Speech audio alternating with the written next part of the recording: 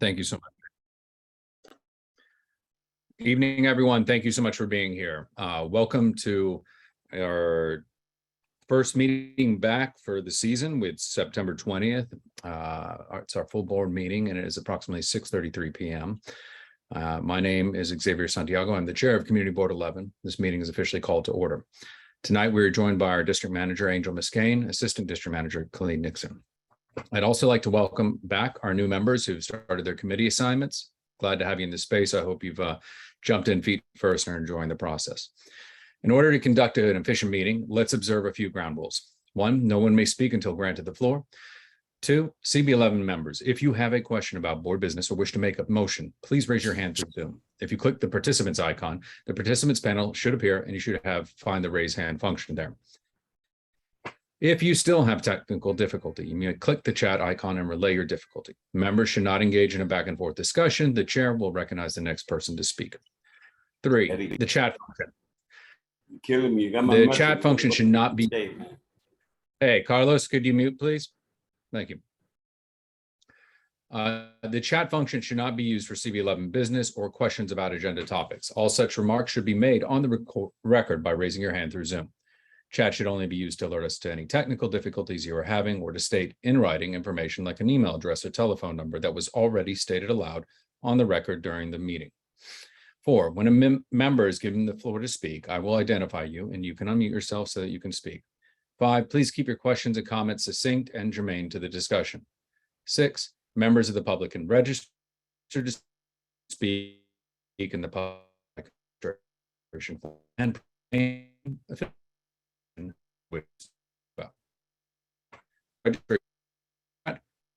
registration needs to be completed by 6 p.m. Okay, we will now take attendance by roll call.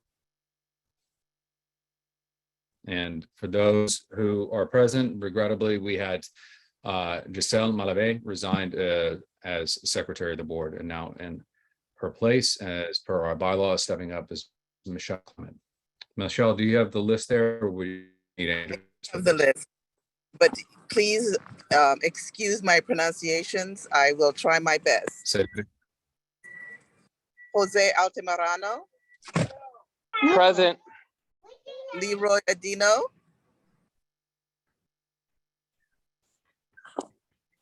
Stephanie Arroyo. Present. April Autry.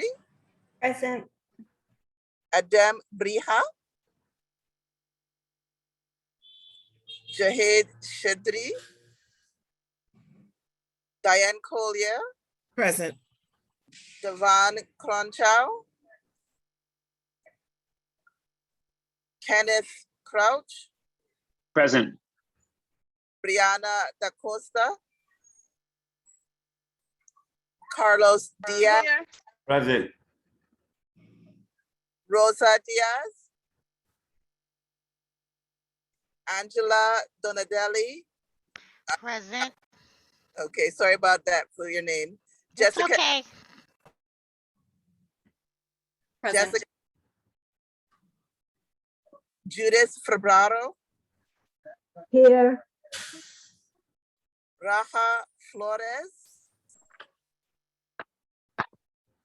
Osendi Garcia. Present. Brandon Gillespie. Present. Gillespie.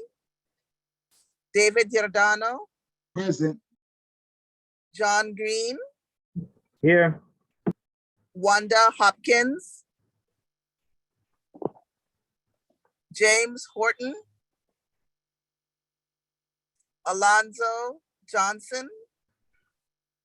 Jewel Jones. Present. Marissa Mack. Giselle Malave. Present. Malik McCullough. Present.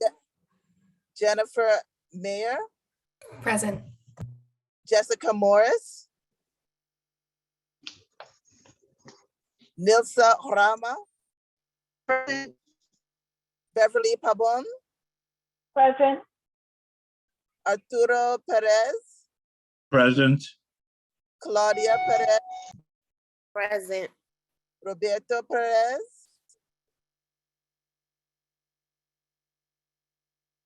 Shavasia Robinson Teague,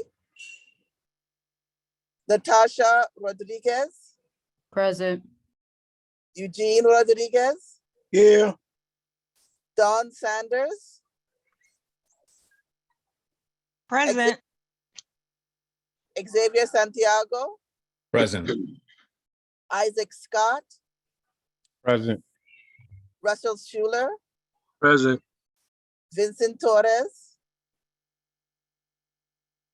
Anna Marie Vasquez, Present. Anne Marie. Anne Marie Vasquez, Jason, Yes. Jason Villanueva, Hilda Vives Vasquez, myself, I am here, Michelle Wilshire Clement, Jordan Wright, Present. Jason Wu. That completes the roll call.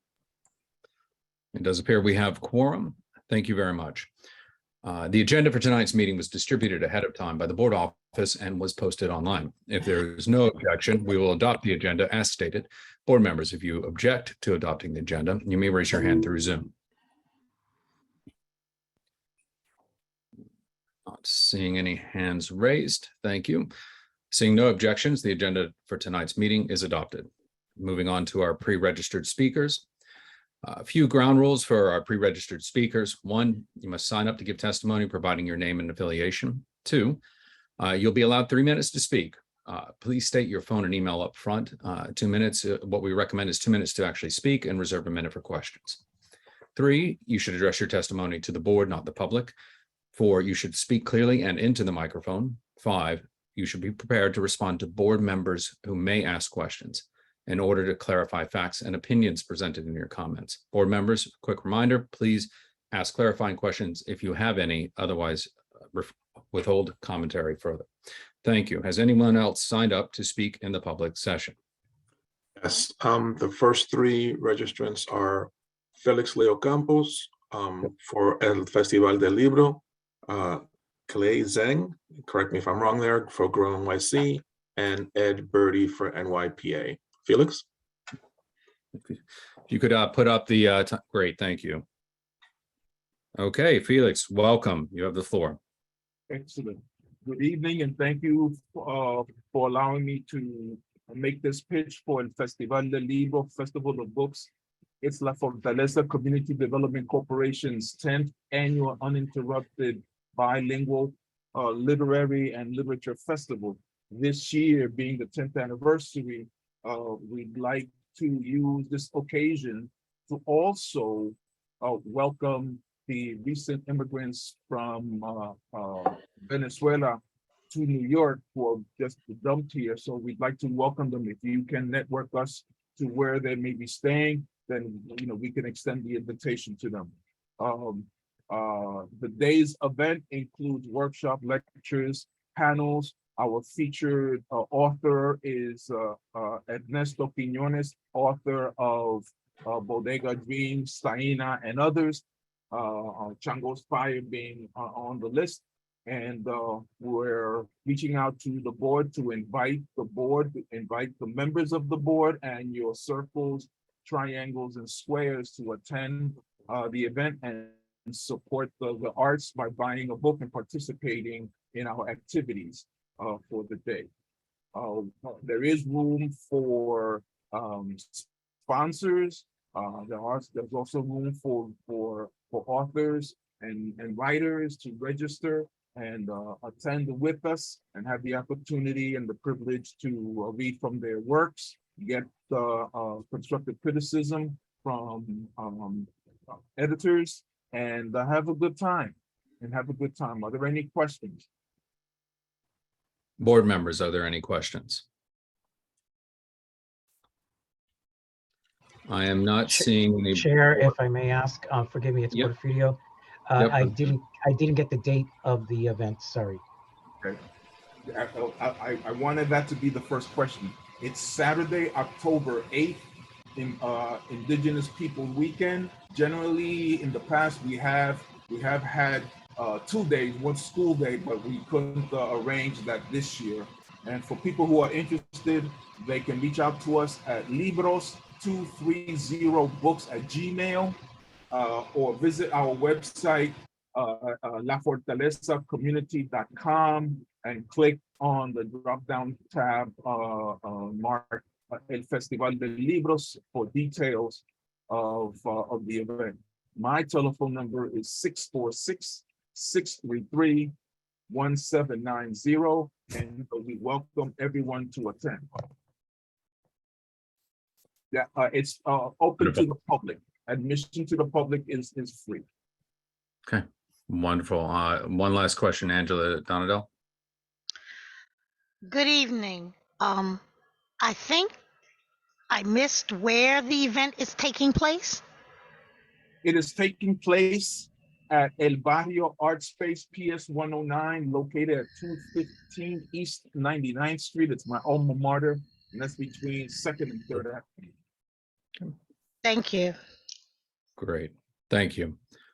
Okay, Thank you. next, thank you very much, Felix. And that was, who is next, Angel? Is Clay, right? I didn't get to write it. I believe the first name is Kalei Zhang. Kalei Growing Zhang. With Hi, good afternoon, everyone. My Hey. name is Kalai Zhang. Goliath Zhang, thank you. So You have- hello, my name is Kalai Zhang, and my pronouns are they, them. Please excuse my voice, I am sick. My phone number is 347-979-7026, and my email is czeng@grownyc.org. I'm a Stop and Swap coordinator at the environmental nonprofit Grow NYC, which has over 50 years of activity in the city. My organization has 4 pillars of programming, including food access and agriculture, green space, education, and zero waste. My program, specifically Stop and Swap, falls under our zero waste umbrella, and we coordinate free community abuse events all over the city, which includes you all in District 11. I'm excited to announce that Stop and Swap has once again partnered with Wagner Houses up at East 120th Street and 1st Avenue for an event this Saturday, September 24th, from 12 p.m. to 3 p.m. to bring a free one-day community abuse event to East Harlem. At this event, the public is invited to donate clean, reusable, portable items such as clothing, housewares, games, books, and toys, and take items at no charge. People do not have to bring anything to take anything. I have shared this information as well as the flyers with Assistant District Manager Khalid Nixon, but wanted to invite the board and anyone present to participate during this event. This event is open to the public and does not require pre-registration. Please refer to any of the flyers that Mr. Nixon posts, or visit our website at www.grownyc.org/swap for more information. Does anyone have any questions? Okay, board members, please raise your hands through Zoom.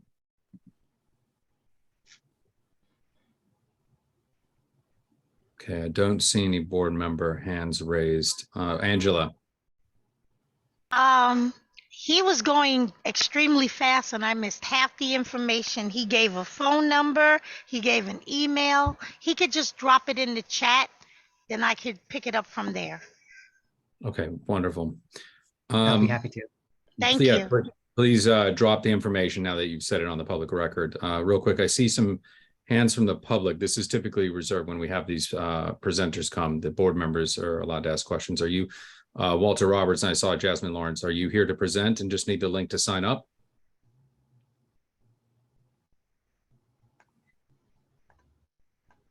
Okay.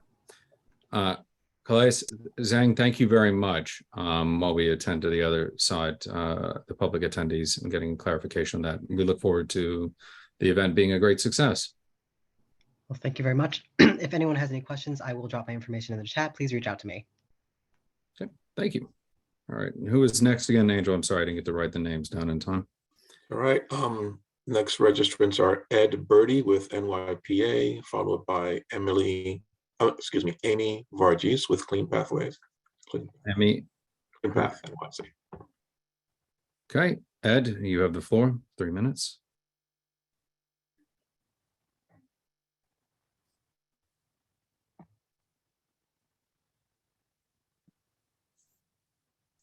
Ed? I don't see him on the list.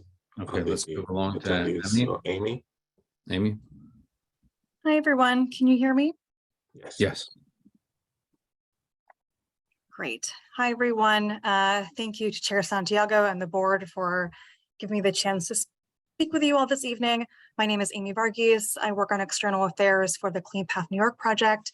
My email is amy.varghese@energyre.com. I'll drop that in the chat. And my phone number is 917-634-7517. I'm here representing a project called Clean Path New York.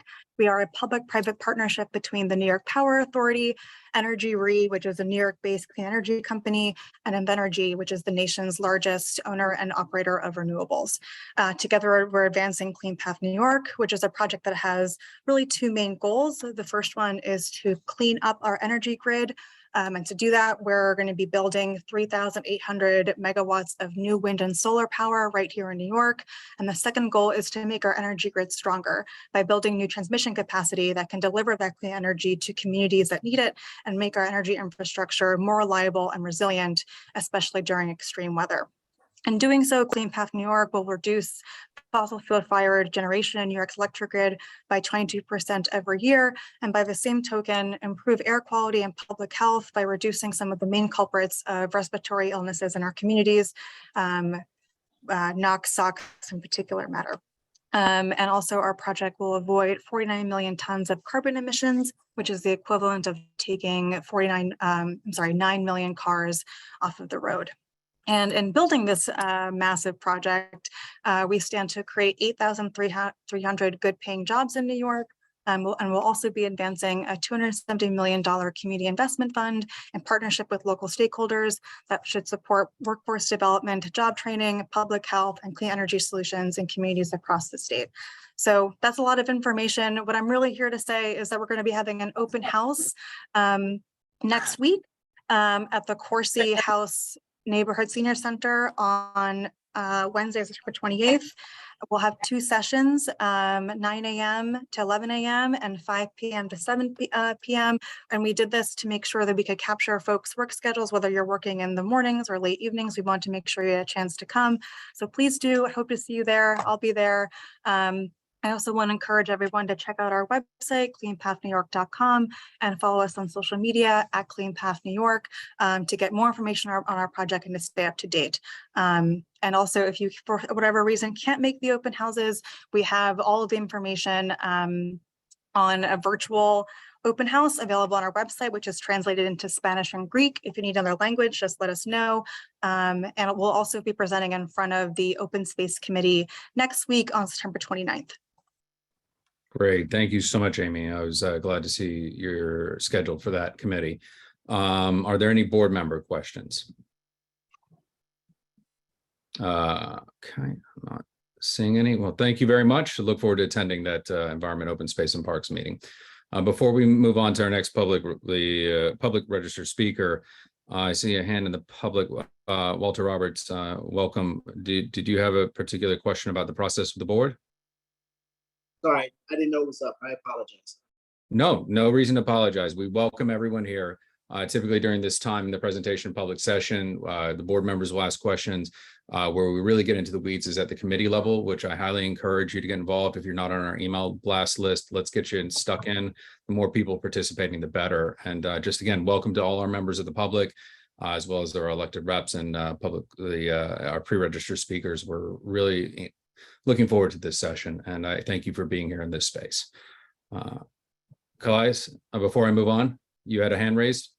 Yes, not related to the speaker, but I was instructed to drop info in the chat. I don't have access to the chat. Is there any way I can do that?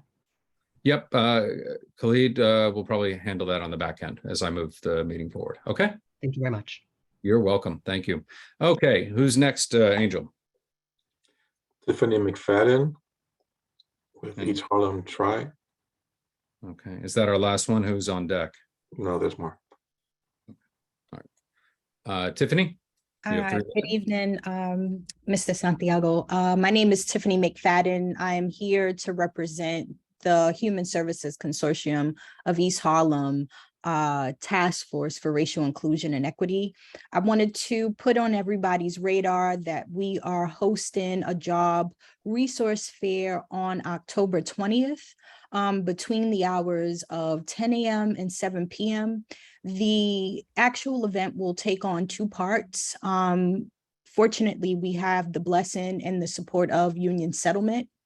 So from 10 a.m. to 2 p.m., the event will be held indoors at Union Settlement's main site on 104th Street between 2nd and 3rd Avenue. And the second half will actually happen outdoors at Cherry Tree Park. That's on 3rd Avenue between 99th Street and 101st Street.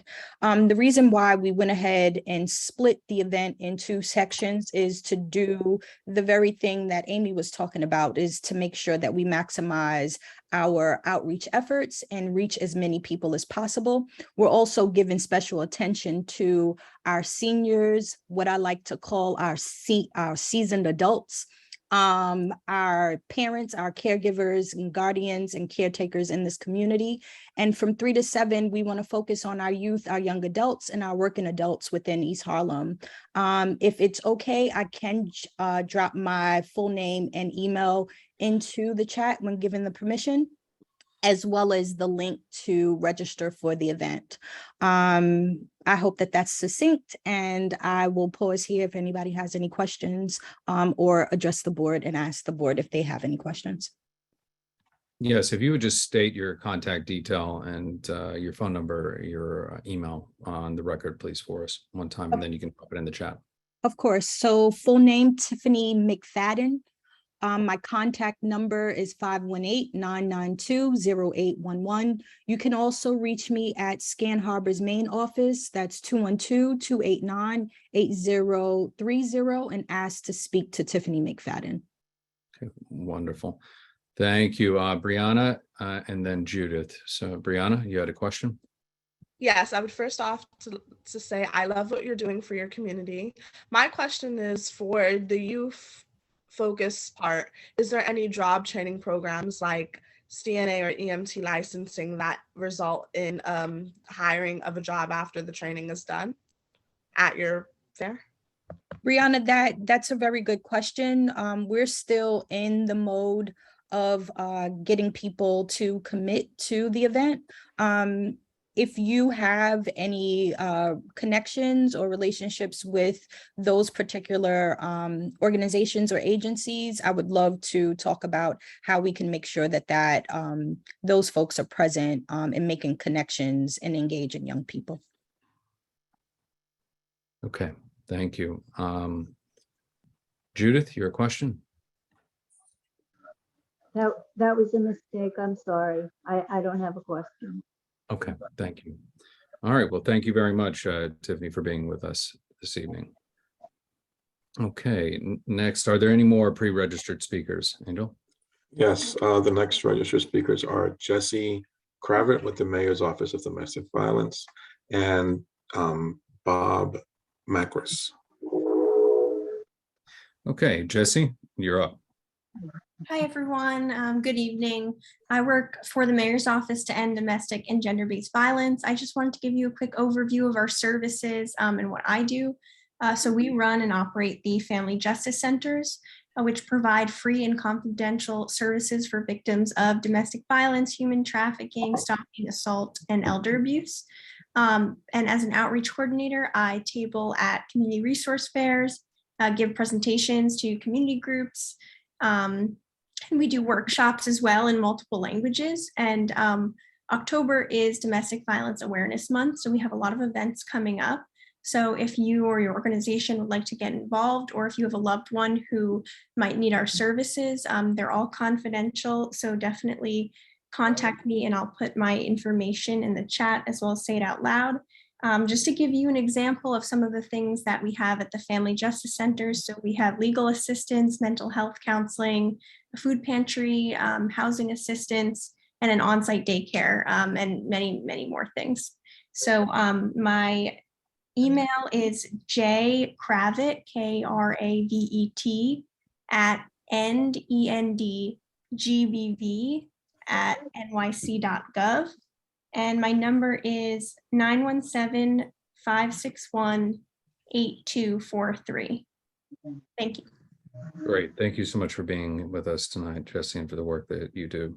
Are there any questions from our board members? Seeing that no hands are raised, thank you so much for being here. And I would recommend at some point coming to our Human Services Committee to present. Okay, great. Just a quick reminder, everyone, to please keep yourself muted. Next is Bob McCrass. Bob? Yes, can you hear me? Yes, we can. You have 3 Thank minutes. you. So I reside at 1212 Fifth Avenue. My email is rmacchris@hotmail.com, and my phone is 212-772-8294. I am hoping that the board can reach out to the powers that be to do something to solve the traffic bottleneck that exists on a daily basis during weekdays between about 102nd Street and 96th Street and Fifth Avenue. The problem, I think, is caused by many people double parking to access Mount Sinai. And this is problematic for several reasons. One, the bottleneck prevents emergencies from reaching the hospital. Two, the bottleneck creates air pollution in the area. Three, the bottleneck creates noise pollution because of people honking their horns. It also impedes traffic flow in the area. Now, I'm not sure what the solution is. However, there is parking allowed on the park side of Fifth Avenue in that area, as well as some parking on the east side of Fifth Avenue, abutting Mount Sinai Hospital. Perhaps if this parking were not permitted, it would open up additional lanes to allow a smoother flow of traffic. Another solution might be more vigilant enforcement of not allowing double parking. I'm not sure exactly what the answers are, but it is a problem that I'm hoping the board might be able to reach out to the city government to address. Thank you. Great. Thank you very much. Bob, are there any questions from our board members? I see one, Dawn Sanders. Hi there. Thanks for that comment. I just wanted to add, and I think our chair of our committee is on here too. We did discuss Mount Sinai and Fifth Avenue at our Public Safety and Transportation Committee. So hopefully we can receive more details from you and perhaps invite you to that meeting. But we did actually speak about Fifth Avenue and Mount Sinai and some of the challenges that are faced. I believe you can park after 10 a.m. And then there's metered parking through 10 p.m. And from what I'm understanding, the lots that people can pay for are usually full, the lots on Madison Avenue. So it's definitely a complicated issue. And would like to hear more from you and, just let you know that we're aware. Okay, thank you very much. Thank you, Dawn. Very, very helpful. You can find our calendar, Bob, on CB11M.org, and you'll see the tab there for the calendar. You can see when our monthly meetings are. Okay, thank you. Thank you so much. Thank you. Who is next, Angel? And the next and last registered public speaker is Tamika Mapp. Okay.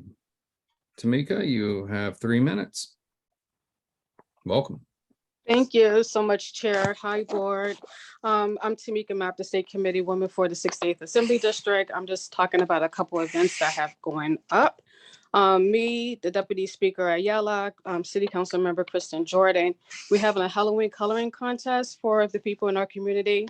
3 groups of between 2 to 4, 5 to 7, 8 to 10, is going to get a $10 gift card to Domino's and a trick or treat basket filled with goodies. The information is on my social media page, Friends of Tamika. I also have a job training program for those who's between 26 to 36 in the insurance industry that wants to learn about the independent insurance industry and then follow up and getting licensed. And once they're licensed, I have about 5 job opportunities for that age group as well. October 9th is my other housing working group. So if you want more information about that, I'll leave my information, which is tmap@cc68ad.com. My phone number is 347-539-4183.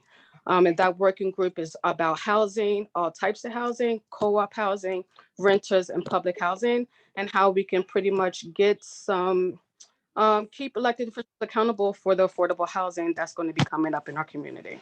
Any questions? Great, thank you very much. Board members, if you have a question, please raise your hand. Seeing that there are none, thank you very much for being here, Tamika. We'll see you out there in the neighborhood. Real quick before I move on to our elected officials, I see a hand from Jasmine Lawrence. Did you have a question about process, or you wanted to register to speak? I put in the registration pretty late, so I'm not sure if it's coming up on your end, but I did register. So hoping that I could speak if possible. Yeah, you're going to be our last one, so I'll give you 3 minutes. Go ahead. Nice. Okay. Well, good evening, CB11. My name is Jasmine Lawrence. I'm the Media and Community Specialist at Cayuga Centers. Happy to be back after a little summer break. I did want to invite CB11 and the community to our 170th celebration. So while Cayuga Center's history in Harlem and in New York City dates back to 2011, we've been serving New York State since 1852, and we are celebrating a major milestone of hitting 170 years of service to children and families. So we'll be having a fundraiser cocktail party on October 18th at the Players Club at 16 Gramercy Park from 6 p.m. to 8 p.m. And so I wanted to invite you guys. Like I mentioned before, it is a fundraiser, and so I will share the Eventbrite link as well as my contact information if anyone has any additional questions. Okay, thank you. Just make sure to state it aloud, your phone number and email real quick one more time, and then I'll go to any raised hands from our board members. Sure. My email address is Jasmine, JASMINE.Lawrence, LAWRENCE @cayugacenters.org.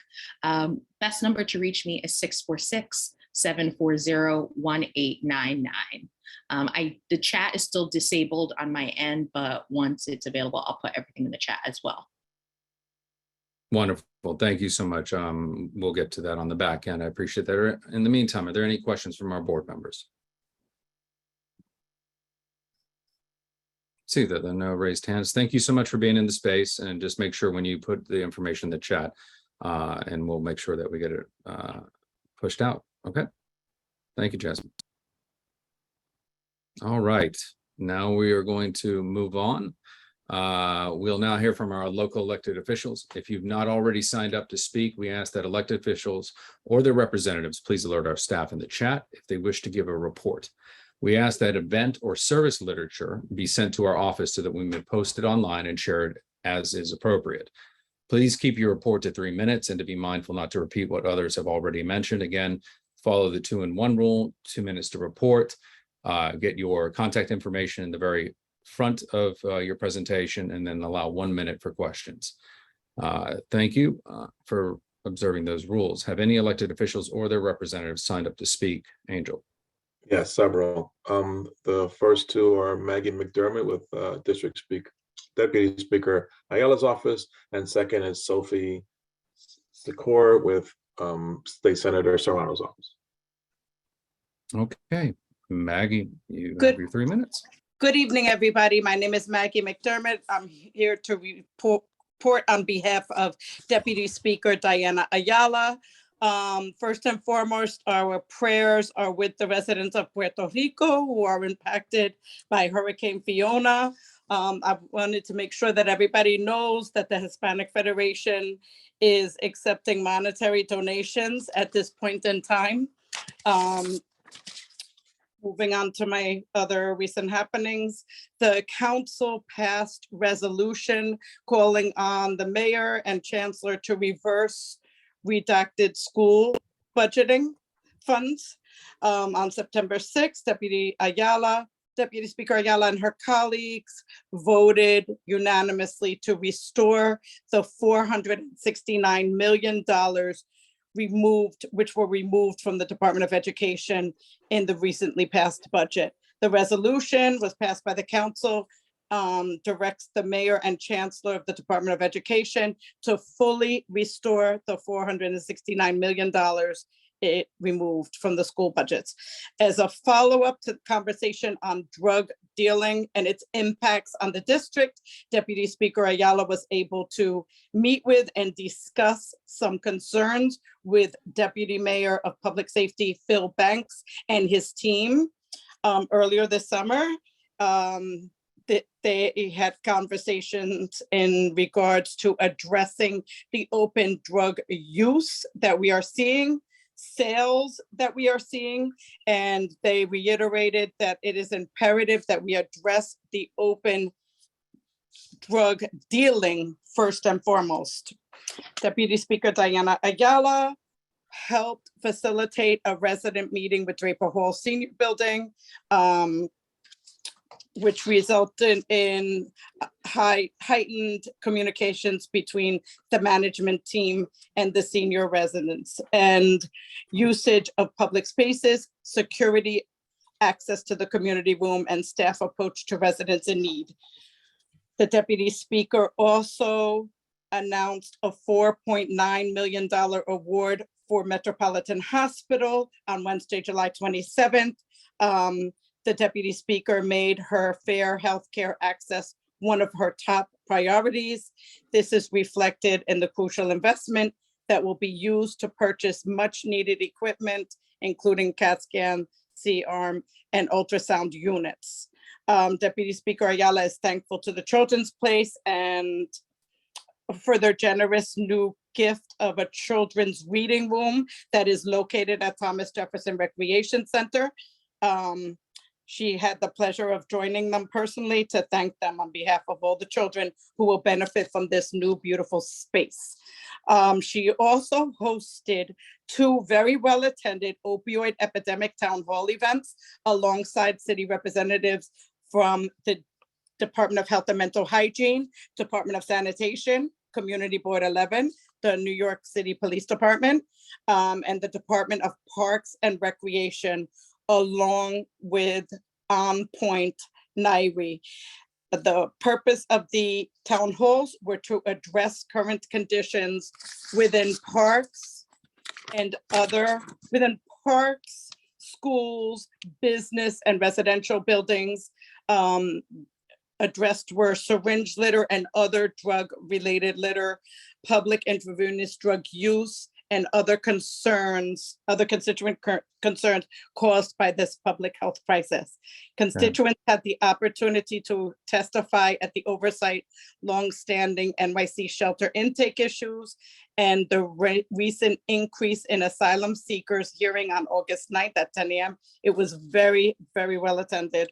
And also redistricting has come to fruition. So the districting commission, who is tasked with drawing the city council district lines after the 2020 census, that is currently underway. I think I'm down time. Thank you, Maggie. Are there any questions from our board members? Please raise your hand through Zoom. Okay. Thank you, Maggie. Good to see you. Thank you. Thank you. All right. Next, we have Sophie from Serrano's office, Senator Serrano's office. Hi. Sorry about that. Hi, everyone. I'm here representing State Senator Serrano. I'll try to make this as fast as possible. The senator has had a very busy summer and busy end of summer, going to night to family days, meeting constituents at offsite constituent hours, and working on the best ways to support everyone in the district. The senator has been in working groups with other electeds for the last 2 days to find ways to support those impacted by Hurricane Fiona. Senator also recently signed on to a letter to the FDA removing burdensome regulations to the access of abortion pills, and also signed on to a letter to ICE to demand the return of undocumented citizens who were living in New York and were sent to out-of-state prisons and facilities. Additionally, in response to the influx of asylum seekers arriving on buses from Texas, the city has recently announced the opening of the New York City Asylum Seeker Resource Center. The center is a place where newly arrived asylum seekers to go to for confidential help, accessing important cultural and linguistic services and resources to help them integrate and thrive in New York City. Asylum seekers at DHS shelters can speak directly to shelter staff in order to make an appointment, but those who are not within the DHS shelter system can only make appointments through community-based organizations and partners.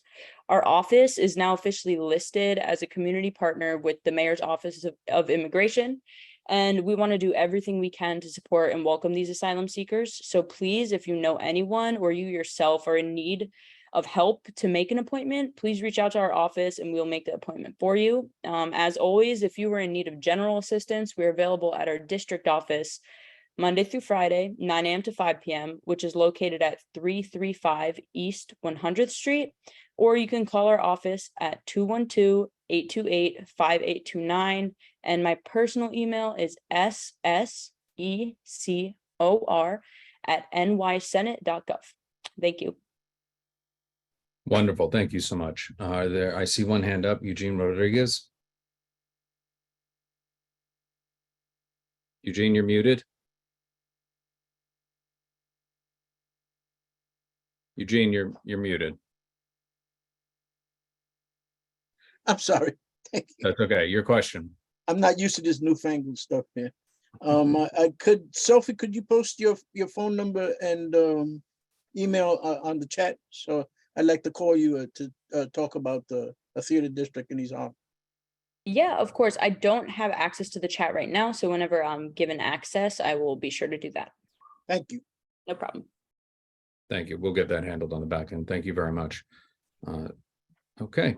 And who is next? Next two.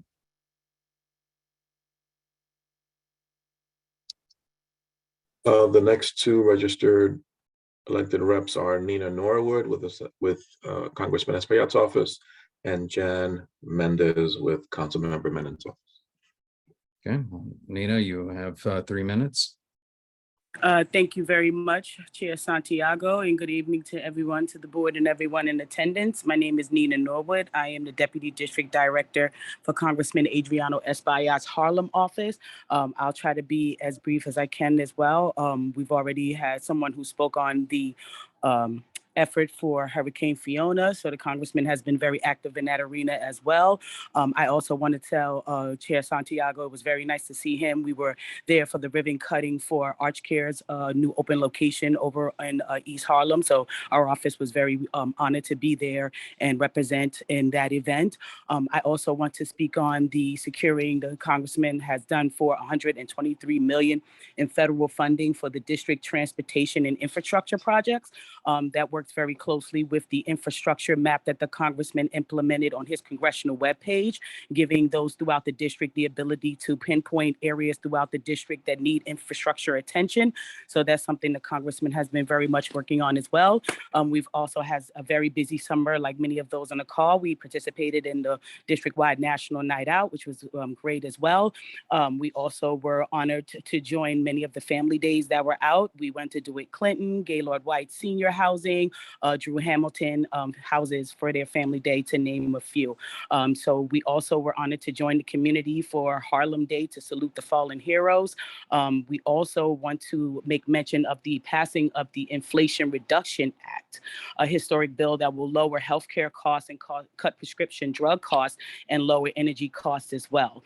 So there's many things that our office also has been participating in for the full spectrum. Please go onto the Congressman's congressional webpage webpage and for all the information as well as full detailed press releases. So unless anyone has any questions for me, that will be the conclusion of my report. Thank you very much to Chair Ms. Kane and the board. Thank you very much. I see Eugene Rodriguez.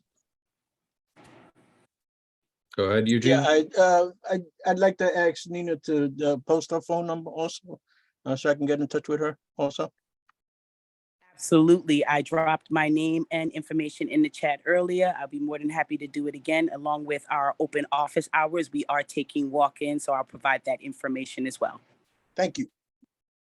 Wonderful. Thank you very much. And just a quick reminder for our remaining elected reps or their representatives, please drop your information in the chat, but stated on the upfront of your presentation at the beginning.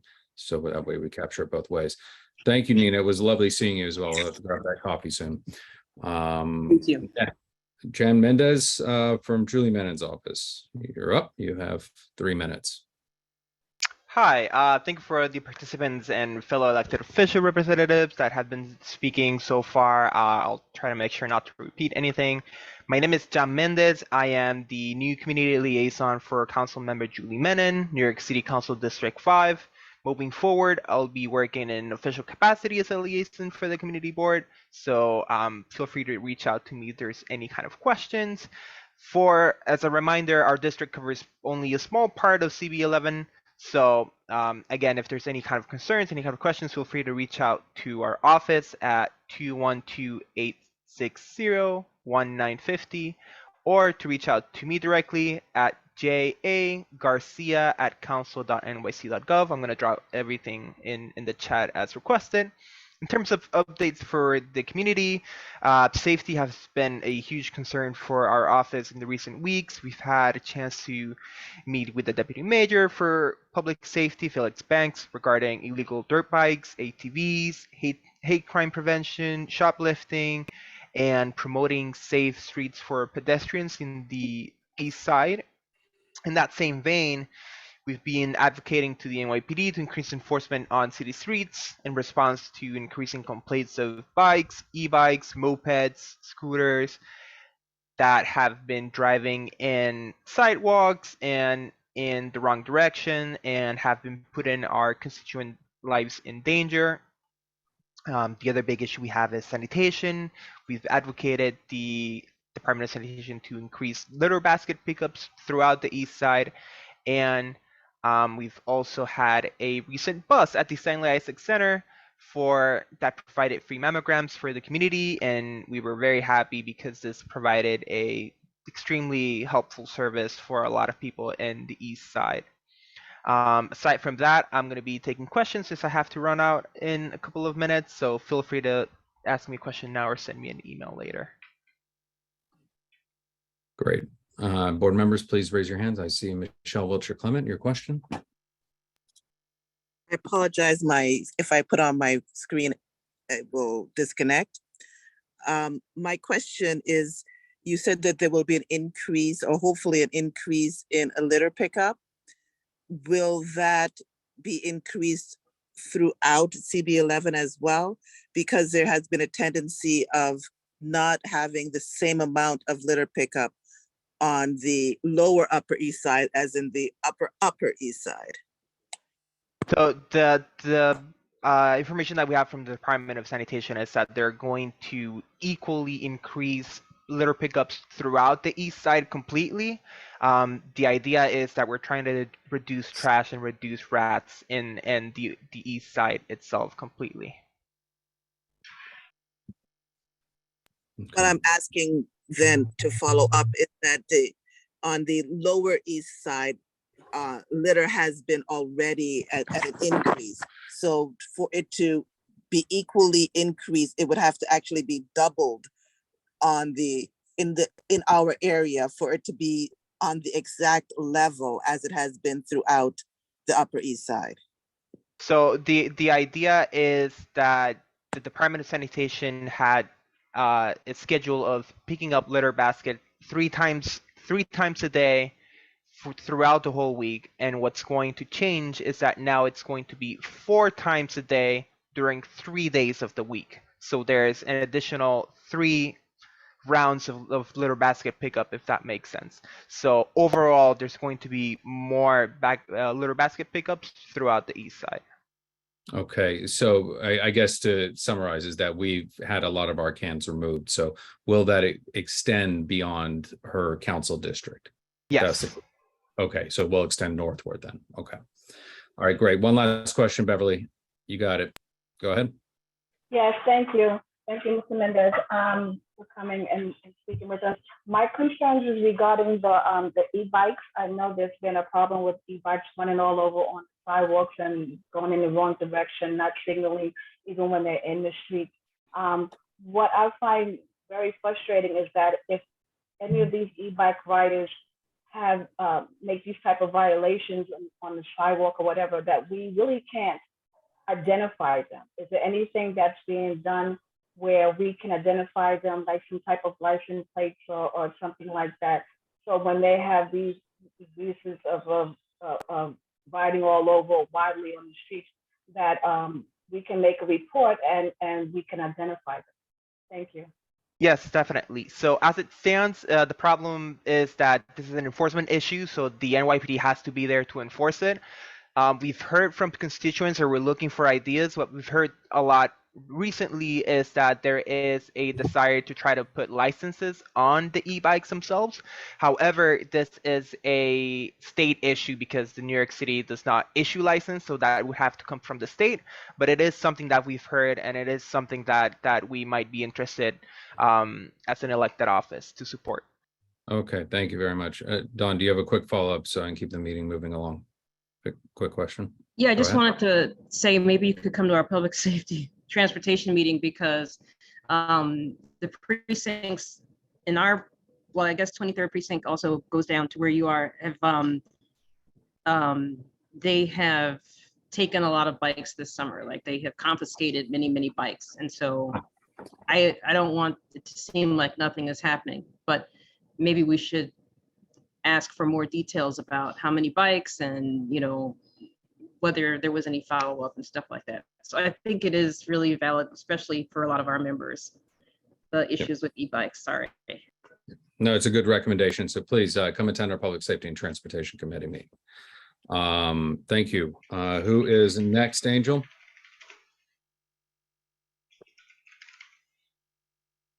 Next is Keith Lilly with Assemblymember Gibbs' office, followed by Marco Perez with the District Attorney's office. Okay, Keith Lilly, welcome to Community Board 11. You have 3 minutes.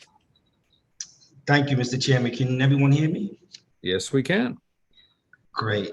Again, my name is Keith Lilly, newly hired by the Assemblyman Edward Gibbs. I have a brief report that I'll go through with you guys so that you can move your meeting along. First and foremost, condolences out to the folks in Puerto Rico. And in that effort, effective immediately, the office will be receiving supplies from the community and others to ship directly to Puerto Rico by way of the governor and or the mayor's office. So if you have supplies, please drop them by at 55 East 115th Street, Eddie Gibbs' office. Secondly, removal of drug users near public schools. The Assembly member is leading a community task force of men to move the drug users from in front of schools. MS 57 has been the first school, that entire block from 115 between Lexington and 3rd, has seen an influx of drug users standing right in front of the school, shooting up. And so we have a team of men who have taken on the responsibility from the community to move those folks along. Third, Guns for Job and Beyond initiative. The Assemblyman is gathering commitments from local businesses and organizations to provide at least from these businesses in the community 2 jobs for the at-risk youth who are going to commit to returning guns to the precincts. And so by focusing on getting these kids jobs, we think we'll get more guns off the streets. Next, the Assemblyman is having a community task force roundtable All those who are stakeholders in this community are invited to come. It's going to be in October the 7th. That's a Friday from 6 to 8 p.m. at the Senior Center at 2383 in Tiny Towers. If you're a stakeholder, please call the office. We welcome you. We want you to come there so that you can share your concerns and issues with the Assemblyman firsthand in person, so that we can all work together as a community. What's next? Oh, we have, he's just implemented, because there's a high influx of housing issues, folks being evicted, all sorts of stuff that's going on. He's extended constituent services starting October 1st on Saturdays. Every Saturday starting October 1st, we're going to be open from 12 noon to 3 p.m. Please let constituents know we're sending the information out so that folks who can't come in through Monday and Friday is welcome to come in. On Saturdays, no appointments necessary. Lastly, there's a few things that's coming up. We're doing a Halloween party. The Saturday or Sunday before Halloween, we're doing Thanksgiving Day, feeding families on Thanksgiving Day. We ask that all of you guys come participate. We want to continue to feed the community. As most of you know, there's still long lines of folks on pantries, and we need to make sure we take care of our community. Okay. Stated we're going to be doing, let me just finish one last thing, Chairman Santiago. State of the district, we're having that. And legislative initiative, the Assemblyman is committed to giving Henry Carter $250,000 for their wheelchair initiative. And this past session, he provided 10 organizations from the East Harlem community with $250,000 to be divided amongst them, including 2 schools, MS7 and PS101. Thank you, Chairman. Thank you very much. Are there any questions from our board members? Please raise your hand via Zoom. Okay. Thank you very much, Mr. Lilly, for being with us. Oh, Dawn, you had a question real quick. No, I just wanted to say, I think it's a really good idea to have Saturday hours for housing, because there are a lot of working people who they already have to take off work to go to the courthouse. So this would help them be more organized, I think, and better chance of winning their cases to be able to work on those during the off hours. So I just wanted to say that I think that's going to be very helpful. Thank you, Ms. Sanders. All right, wonderful. Thank you. Jahib Chowdhury, you had a quick question.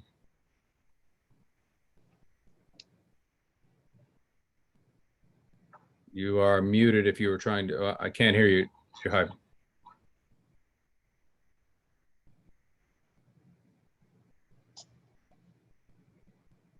I'm not seeing anything. Jahib, we can't hear you. All right, that's fine. We will move along. Thank you very much, Mr. Lay. I'm going to move things along. We can always circle back, stay on just in case. Marco from the DA's office. Hello, good afternoon. Thank you, Chairman Santiago. It is great to be back in this space once more. Again, my name is Marco Perez Jr. I'm the East Harlem Community Engagement Coordinator at the Manhattan District Attorney's Office. I just want to give a quick summer update of what our office has done this summer. We had our gun buyback on June 25th. Thanks to our collaboration with the NYPD and local community members, we were able to obtain over 78 guns. Really just trying to get guns off the street as one of our initiatives. The DA is prioritizing gun violence, part of his platform and as part of his new administration. Another event that we held this summer to address gun violence was the Art of Healing, thanks to the amazing collaboration from Deputy Speaker Diana Ayala's office, the Thrive Collective, and our office in this great effort. What we did was create an eventful, impactful space for artistic expression to address the trauma that gun violence has caused in the community at PS7. It was a great event, having a series of artwork stations for community members to express and heal their trauma through artistic outlet. And a outdoor resource fair, inviting local community-based organizations to engage with the community, offer their services, and exchange contact information with the community. Another event we participated this summer was Senator Cordell Clear's Seniors Appreciation Day. It was a great event. We were able to inform someone said earlier, the seasoned community, our senior community, on prevention tips from getting scammed. We had an assistant district attorney come out, and give a presentation on our elderly abuse unit, speaking on the different types of scams, whether that be credit card scams, phone call scams, or knock scams, and really just, exchanging our hotline information and providing some preventive tips there. Lastly, and certainly not least, National Night Out was an amazing event this year. The Manhattan DA was all over the island this year, visiting a multiplicity of precincts, and specifically in East Harlem, in the area I cover, he visited the 2-3 and the 2-5, and we were able to, exchange contact information with the community, share our resources that we have with the community in efforts of addressing public safety concerns. Want to thank everybody and succeed my time back to the floor for any questions. Great, wonderful. Thank you so much. Are there any questions from our board members?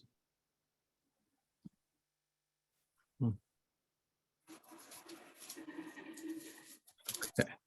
All right. Seeing that there are none, Jahib Chowdhury, one of our board members, appears to be having some technical difficulties and just messaged me. He just wanted to know who will be doing Thanksgiving giveaways to include halal turkeys. So will any of our members be giving halal turkeys for Thanksgiving? Raise your hand, or any remaining elected officials. You can also answer that through the chat for us. Okay. All right, thank you. Moving along, are there any other elected officials or their representatives, Angel? Yes, one more. Evelyn Collado with the Controller's Office. Evelyn, you have 3 minutes. The floor is yours. All right. I did not register to speak, but I'm happy to make a brief presentation about some of the items our office has been working on. I like to say that we spent the summer visiting NYCHA developments throughout Family Days and outside the Family Days celebrations to conduct an audit of NYCHA residents in order to gather information that will eventually inform an audit of NYCHA that will be putting into effect this fall. We also earlier in the summer worked with the Mayor Eric Adams' office on a joint task force to clear the backlog, releasing over $4 billion of contracting funding so that nonprofit organizations in the city are able to access the funds that they need in order to, help constituents access city services and all the other services that they provide. We also released a couple of statements in the last couple of days, including Comptroller Lander joining a number of state treasurers in a letter opposing anti-ESG legislation. What this means is that several states are engaging in putting into works legislation that seeks to restrict doing business with companies that have environmental friendly policies and projects in a way to, as a backlash response on behalf of the political and corporate interests that they align themselves. This is also part of the effort of our office to create policy that seeks to address environmental policy. Part of that is our announcement today. We are going to be issuing the city's first social bonds. These are environmental social governance bonds. Approximately 400 million of taxable general obligation social bonds will be put into the market next month, and they will go to support more than 3,000 units of affordable housing for projects that are currently started or in the works. You can access all this information through our website and NewYorkCityController.org, and .gov, sorry. And also you can reach out to me at ECOLLAT@controller.nyc.gov and at 929-545-0262. I have also added my information in the chat. Thank you. Wonderful. Thank you, Evelyn. Welcome. Any questions from our board members? Please raise your hands. All right. See that there are, we do have one. Jessica Morris. Thank you, Xavier, and thank you for the update.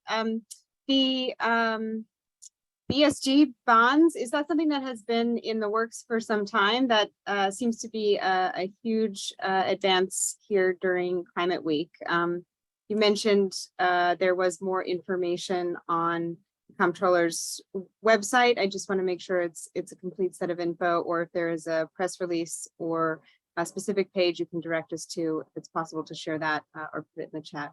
A very interesting announcement. Thank you.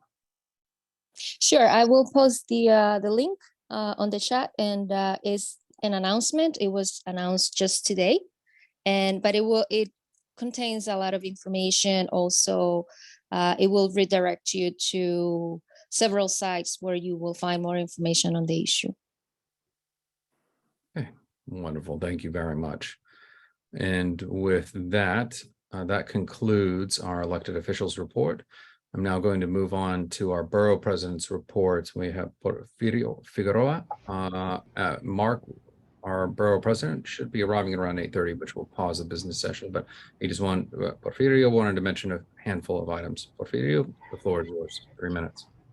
Chair Santiago, thank you so much for acknowledging me, and thank you CB11 for allowing me to speak. I just have a couple of announcements I would like to make because the Manhattan Borough President will give his report on his own. First of all, welcome back, everyone. It's great to see everybody. The Manhattan Borough President spent the entire summer, scoping the entire city and going to many events across the borough. Night Your Family events, Harlem Week, street namings, National Night Out, which was a huge success, and many back to school book bag giveaways. We are, with the asylum seekers, partnering with the New York Immigration Coalition to provide necessary items to these families. So we are open for donations at both our downtown office, which is 1 Center Street, and our Northern Manhattan office, which is 431 West 125th Street. The request remains high for new toiletries and hygiene items such as body washes, toothbrushes, and menstrual products, new and packaged clothing, especially underwear, t-shirts, socks, and diapers for babies.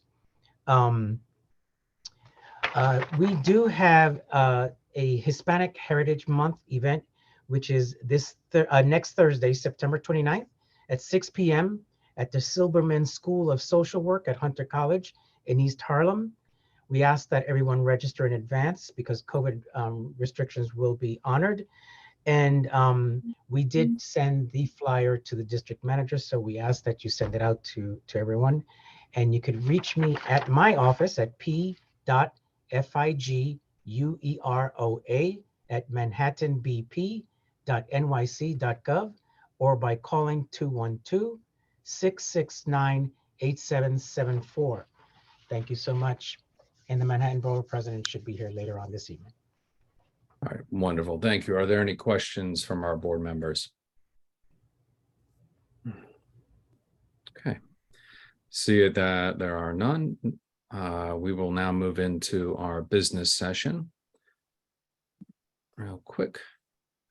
First, we have our adoption of the board minutes. The minutes from the last full board meeting were distributed to board members ahead of time by the board office. If there's no objection, we will adopt the minutes from that meeting. Board members, if you object to adopting the minutes, you may raise your hand through Zoom. Seeing no objections, the minutes from the last full board meeting are adopted. They will soon be available on the CB11 website. Now on to the chair report, which was submitted. I appreciate everyone's patience. I tend to send my chair report out the day of because usually there are last minute events that I attend the night before. Case in point, this happened earlier yesterday. If you look at the information, I wanted to say thank you first and foremost to all of our board members, new and old, we say seasoned. Seeing everyone out there this summer filled me with great joy because in times past it was usually just a handful, but now we're actually out in full force. The community's taking note. They're seeing it. National Night Out was a massive success. Seeing so many of our board members out there. I've gotten reports back from our NYCHA TA leaders saying that they've been seeing board members introducing themselves, showing up at family days, things we haven't had in a long time. And I really just want to applaud all of you for being involved with that.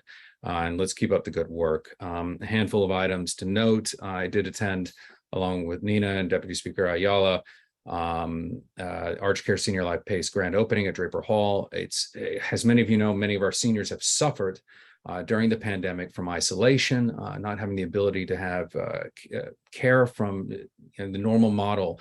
For example, in my family in Puerto Rico, you would typically have your relatives right down the road, or you'd be living together in the same house. And many of our seniors were isolated. So this is a facility that will be able to bring forth new light and by connecting our seniors to just basic conversation and other needs.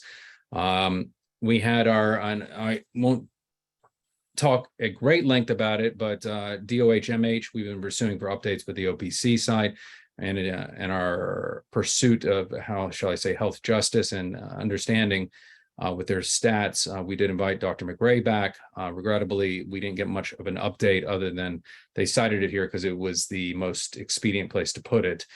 We have followed up and asked for them to please give answers in full to all of our questions. We're chasing that down. There's been subsequent reports we found, and we are going to continue pursuing this along with our Human Services Chair, Isaac.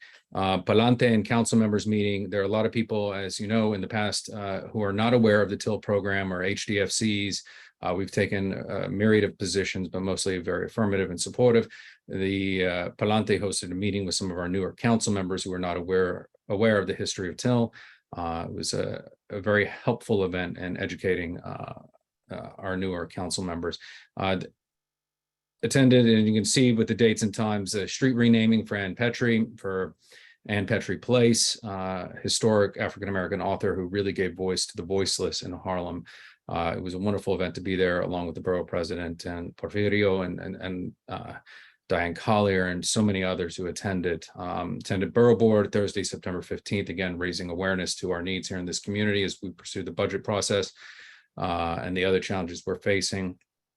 Leading into the street renaming we had this past Saturday, and thank you to all of our board members who showed up. I will be sending the photos across to Khalid so you can post it on our social media.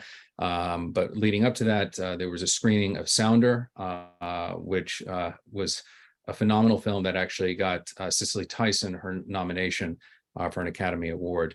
And that was over at 120th Street between Mount Morris Park West and Malcolm X Boulevard.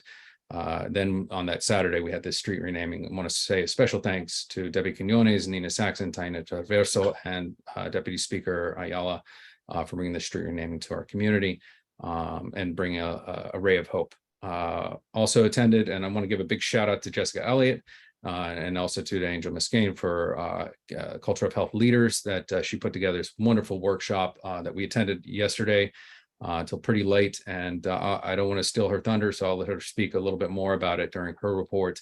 In general, we are out there in the field. I applaud all of you, and I look forward to seeing you out there. We're still working ardently with our brothers and sisters in 9, 10, and 12, collaborating, and we are extending further into the Bronx. It's taking a little bit of time. Apparently, we're a little bit more boots on the ground in our community. So Manhattan strong that way. But yeah, thank you. If there are any questions, I can entertain them, but otherwise you have my information and I appreciate all of your efforts. Okay, seeing none, that concludes my report. On to the district manager's report. Evening, everyone. Board members received my written report earlier today. So I won't go through all that, but I did want to highlight a couple of things. As has been mentioned before, it was good to see board members out and about in the community at a number of events over the summer, particularly the National Night Out events, as well as the Power of Aging Well and Youth Fair events. It was great to have the staff out there. A lot of enthusiasm for our merch, and now we're out of it. Wanted to note a couple of things that we've added. I think we think can be beneficial to our members as well as to the public. So a couple of two new databases that we've added to the website, one for meeting minutes and the other for letters and resolutions. The staff and I have been working all summer to digitize all of those documents and present them in a way that's more easily digestible. So we hope that you find that useful. They're right on the main website. And then the last thing I wanted to say is that since the last time the full board convened, Khalid Nixon has been added to our staff. He's fit right in. He's a pleasure to have in the office, a very hardworking person, and also a pleasure to work with. So we just wanted to shout him out.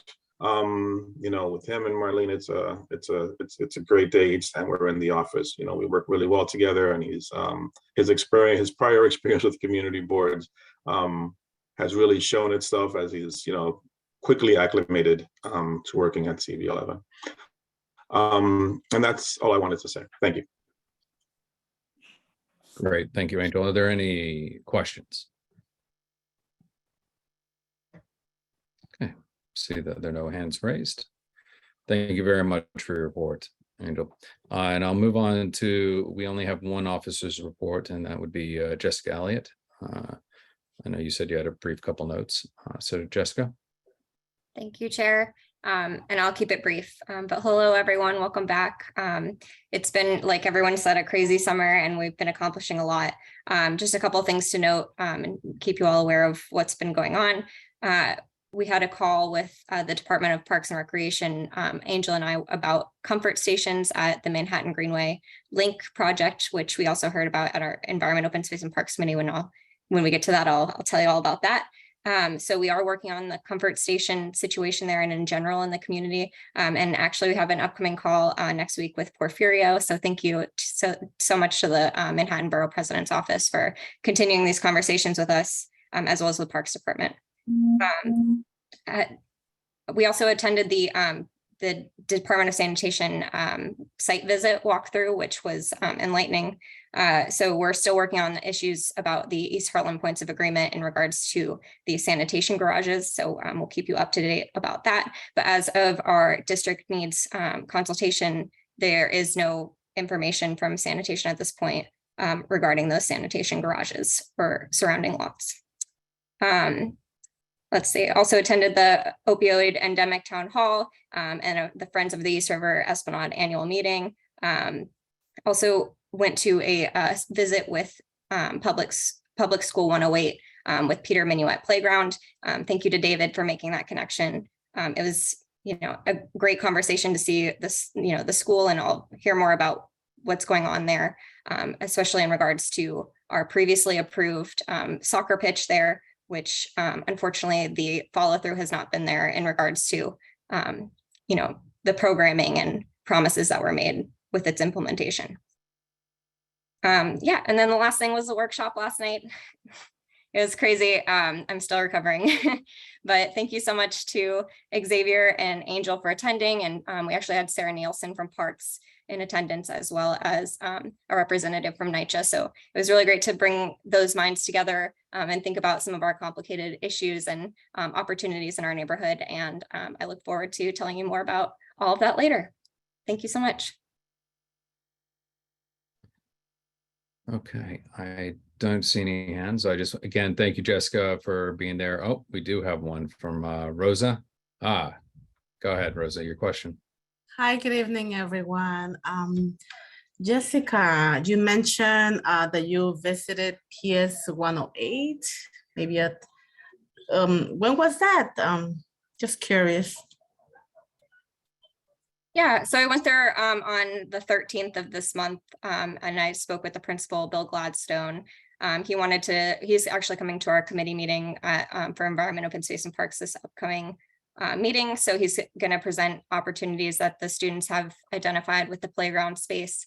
Right now, parts of it are closed off and not maintained, and there's a lot of scaffolding and construction situation, but he made me aware of different issues that they were having with the gates and sort of ongoing construction, as well as the soccer pitch, not having its promises fulfilled. So it was really a great conversation. We look forward to hearing from him at our upcoming meeting. Wonderful. And another question from David Giordano. David? Yes, it's less a question, but I just want to let everybody know, because we ran a summer rising program this summer with the DOE, and one of the principals in schools that were identified was 108. And so I spent a lot of time with Bill, and we talked a lot about this. So I kind of advised them where to go through with this, Rosa, in that essence of, it was a CEC member involved. And, again, we do our work on community board work before CNC.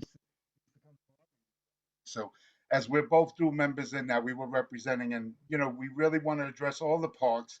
And I think that's one even, Parks has admitted that needs a lot of work when they've attended our meetings as well. So it's something that we need to work on and advocate together and really make sure that happens. So I've been involved in that process. But again, that's something we've been working through.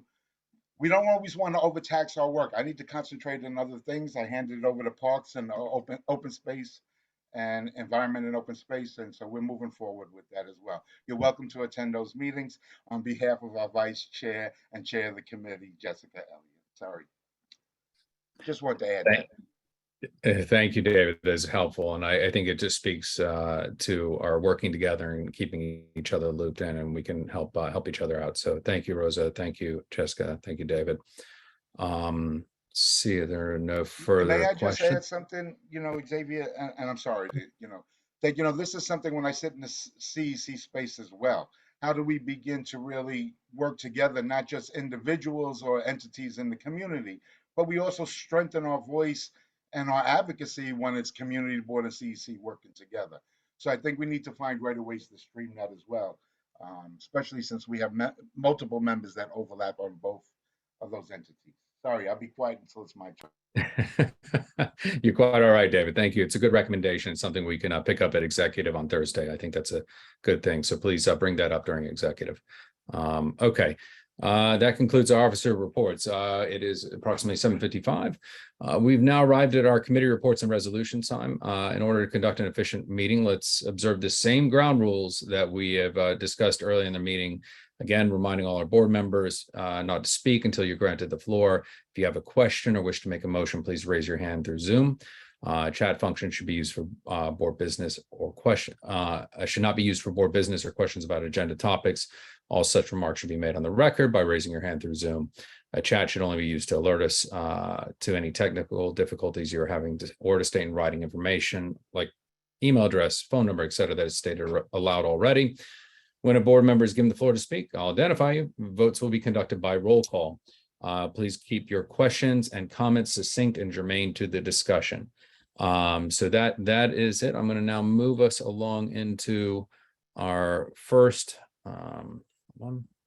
We have our first committee, which will be executive, then we'll circle when we will not have had an executive this month. This is to ratify positions taken on behalf of the board in July. So for our new members, in the absence of the full board being able to convene, executive, which makes up of your elected officers and your chairs of the committees, they can act on behalf of the board, but when they do, we have to ratify, or in other words, approve in the affirmative, all of the positions taken on behalf of the board. So what I'm going to do in this instance, I'm going to read the items, just the beginning part of each and what the position was. I'm going to recommend, as we have done in the past, where we bundle them all together in one grouping to be efficient on time. So the first batch we had were the liquor licenses. Number 1 was Le Kiosque LLC, was a new application for a full liquor license. That was a motion to deny that was made by Jessica Elliott and seconded by Stephanie Arroyo, passed unanimously. Number 2 was an El Nuevo Sandy restaurant renewal application with a full liquor license, number 129-440. And that was a motion to deny, was made by Jessica Elliott, seconded by Stephanie Arroyo. Number 3, Tropical Grill on 2nd Avenue Corp, doing business as Tropical Grill Restaurant, a renewal application for wine, beer, and cider license number 129-2880. And that was a motion to deny by Jessica Elliott and seconded by Stephanie Arroyo and passed unanimously. The street activity permits, I'm just going to read the first line, is number 4, Curb Fest, number 658991. Motion to approve was made by Jessica Elliott and seconded and passed unanimously. Number 5 was Mexico Vive, number 654846. Again, was made by Jessica Elliott and seconded and passed unanimously. And just for everyone's understanding, to make things simple, this was also bundled except for number 8. Number 6, East Harlem Youth Day, number 650717. Motion to approve made by Jessica Elliott, seconded and passed unanimously. Number 7, Outreach Block Party, number 651539. Motion to approve was made by Jessica Elliott and seconded and passed unanimously. Number 8, Jackie Robinson Community Garden, number 654780. That was a motion to approve by Nilsa Ramos, seconded by Michelle Wiltshire Clement, passed unanimously. Number 9, Community Appreciation Day, number 656463. Again, passed, motion was approved with Jessica Elliott, seconded and passed unanimously. Number 10, Community Block Party, number 656677. Again, motion was made by Jessica Elliott and passed unanimously. Number 11, 106th Street Block Party, 657110. And that was a motion was approved, was Nilsa Rahman, seconded by Michelle Wiltshire Clement, passed unanimously. I will now entertain, please raise your hand, a motion to ratify the executive committee's action on behalf of the board as read into the record. Dawn, and then Nilsa. Dawn. Angel has clarified for me. Okay. Thank you. Okay. Nilsa. I make a motion to ratify the executive committee's recommendations on behalf of all these actions. Okay, is John Green, you had your hand raised for a second? Second, yes, please. Okay, please call the roll. Jose Altamirano, Yes. Leroy Andino, Stephanie Arroyo, Yes. April Autry, Yes. Adim Briha, Jahib Chaudhry, Diane Collier, Yes.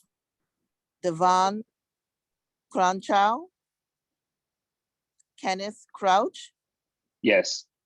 Brianna Da Costa, Yes. Carlos Diaz, Yes. Rosa Diaz, Yes. Angela Donadelle. Yes, and it said Donadell. Donadelle, thank you. Jessica Elliott, Yes. Judith Febrero, Yes. Raja Flores,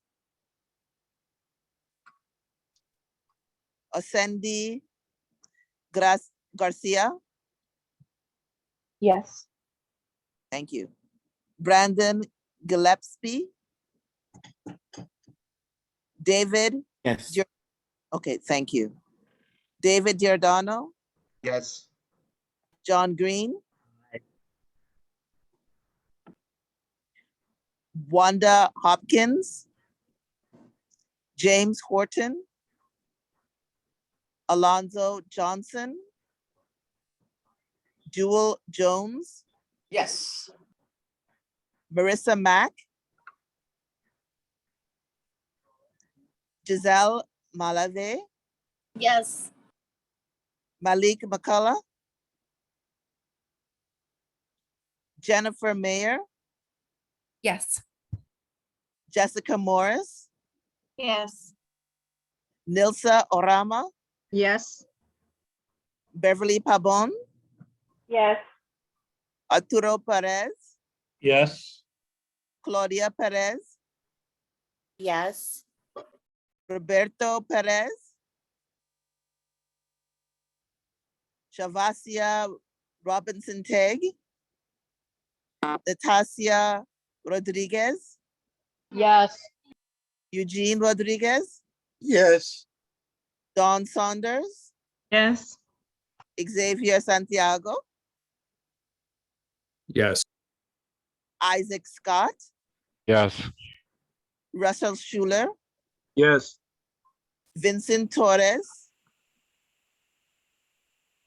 Anne Marie Vasquez, Yes. Jason oops, sorry, my thing moved. Jason Villanueva, Hilda Viva Vasquez, me, Michelle Wilshire Clement, yes. Jordan Wright, Yes. Jason Wu, Yes. complete.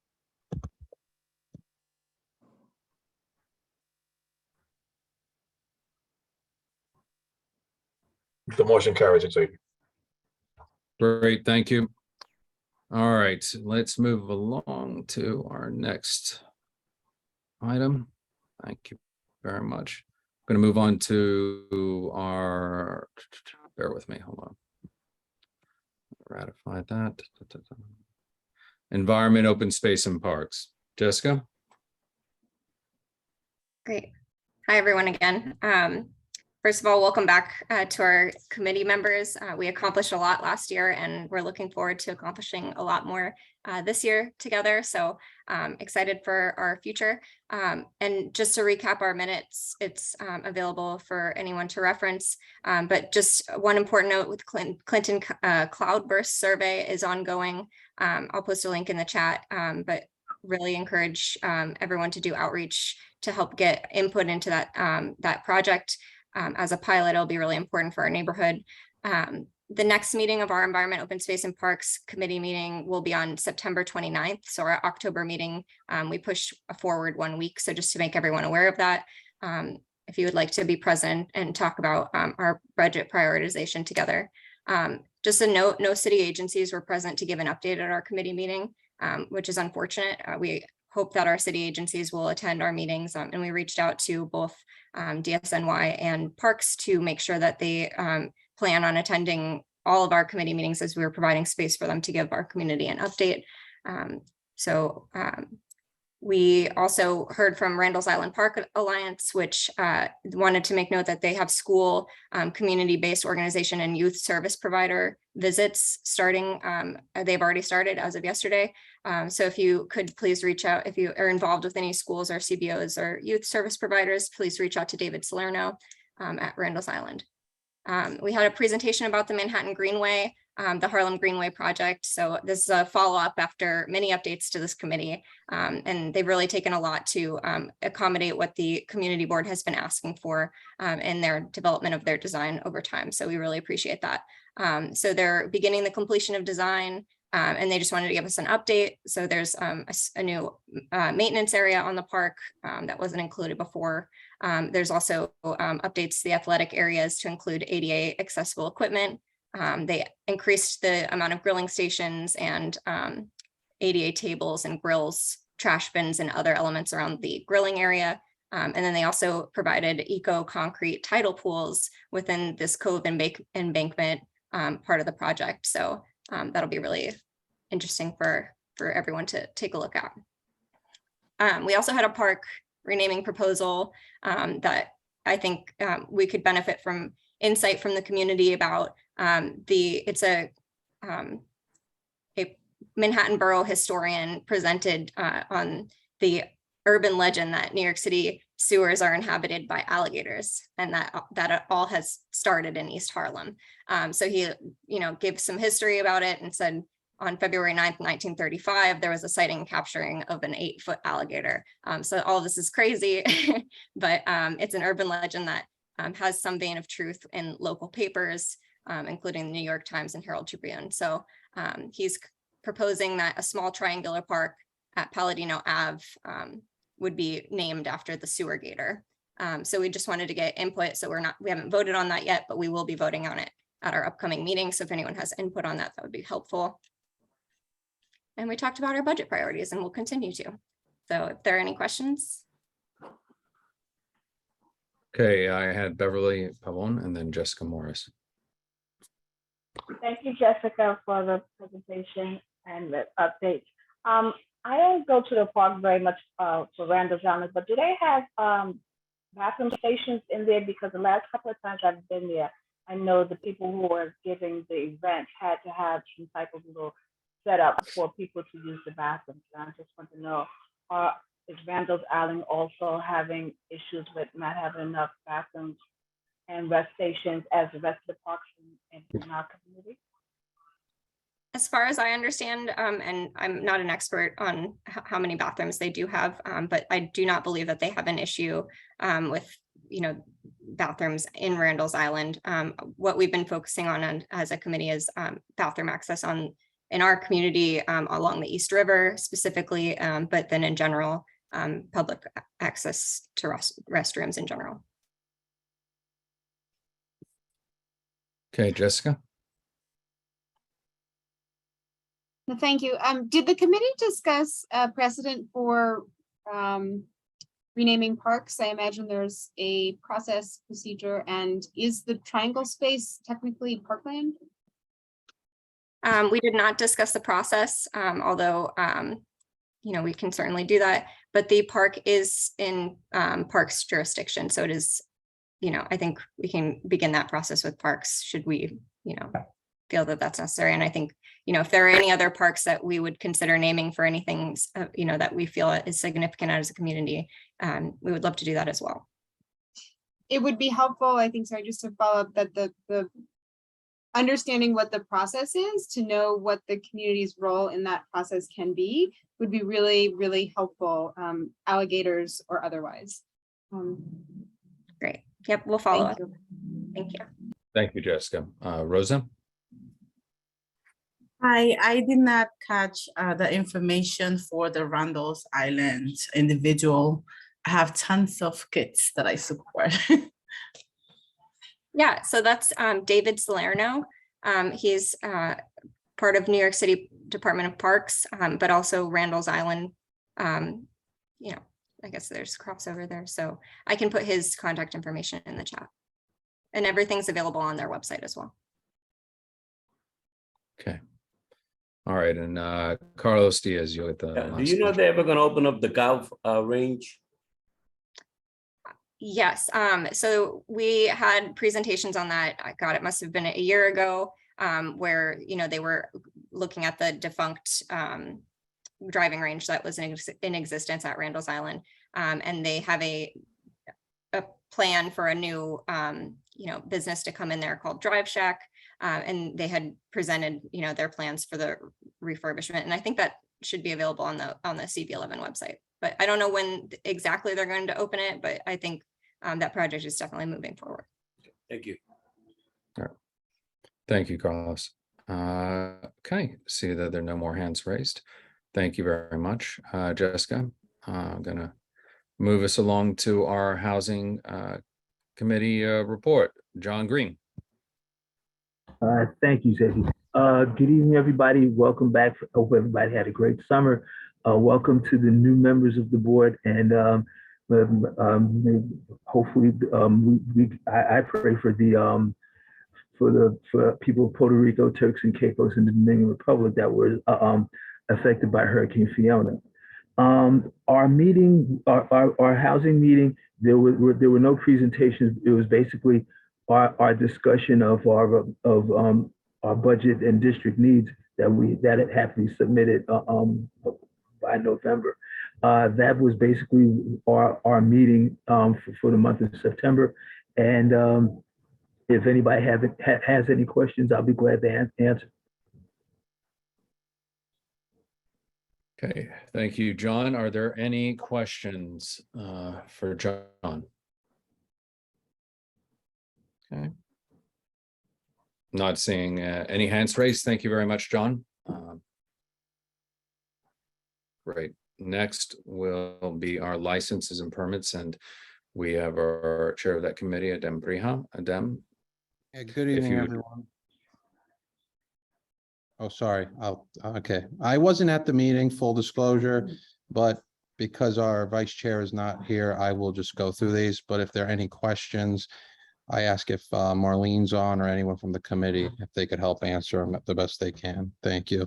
With that said, the first one up, which is number 12 on the items for the, I guess, the whole agenda, is to approve the application of Spaha Lounge, Inc., doing business as Lexington Social, for a corporate change for a full liquor license. The restaurant's at 1634 Lexington Avenue. Item 13 is to approve the application of Madison Mex LLC, doing business as Conmigo, for a new liquor license for a restaurant located at 1410 Madison Avenue. Number 14 is to approve the application of Le Kiosque LLC for a new full liquor license for a restaurant located at 76-80 116th Street. Number 15 is to deny the application of Central Park Boathouse LLC to renew a full liquor license for a restaurant located at East 72nd Street at Park Drive. That's it for the liquor licenses. Chair Santiago, do you want me to go through the street activities now too? He stepped away. So yeah, if we could just go through all of them and we'll bundle them based on You approval. got it, no problem. Okay, so 16, this is now the first street activity permit, Salsa El Barrio Multicultural Event, Block Party. I won't go through everything. I think it's up on the screen. So the committee recommends that this application be approved. 17, Celebration of Life Resource Fair Street Event. The committee also the committee recommends that that application be denied. 18, Fishers of Men Evangelism Service Religious Event. The committee recommends that this application be approved. Number 19, NYC DOE District 4 Welcome Back to School Festival Street Event. Committee recommends that this application be approved. Number 20, Business District Multi-Block Event Party on Park Street Event. Committee recommends that this application be approved. 21, St. Cecilia Parish 150th Anniversary Kickoff Mass Religious Event. Committee recommends that this application be approved. And then finally, 22, Love on the Block Street Event. The committee recommends that this application be approved.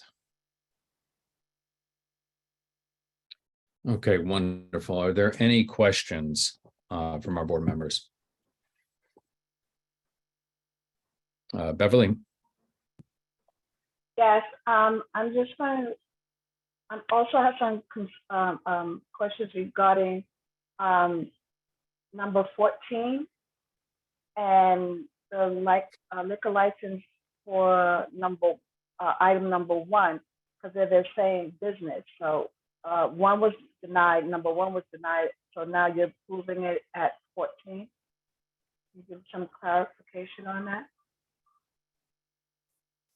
Well, I wasn't present, but I mean, I think I can probably. help you out there, Dem. Okay, thanks, Angel. Yeah, so it was denied in the summer because they were missing documentation. Subsequently, they've reapplied and submitted the documentation to the committee's satisfaction, so they approved it in September. Okay, and this is September. Okay, just want to put it in my notes. Thank you. Sure thing, Bill. Thank you, Beverly. That's fairly customary that when they don't provide all the information requested by the committee, it's an automatic denial unless they do approve. The committee will do provisional approvals and give them the time limit to get the information submitted prior to the full board vote. And if they don't, then it becomes a denial. Angela, you had a question?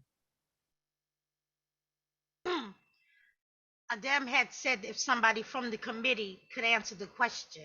That's why I raised my hand. It was denied in July. We approved it again. So that was just that it came back to the board. So that's That's all I was gonna say. If you heard any of that, because my mic was up. I was just gonna answer the question. Oh, okay. Thank you, Angela. Appreciate it. With no further questions, what I'm going to do is bundle the whole set. Number 12, 13, 14. So 12 is an approval for a full liquor license, number 1207067.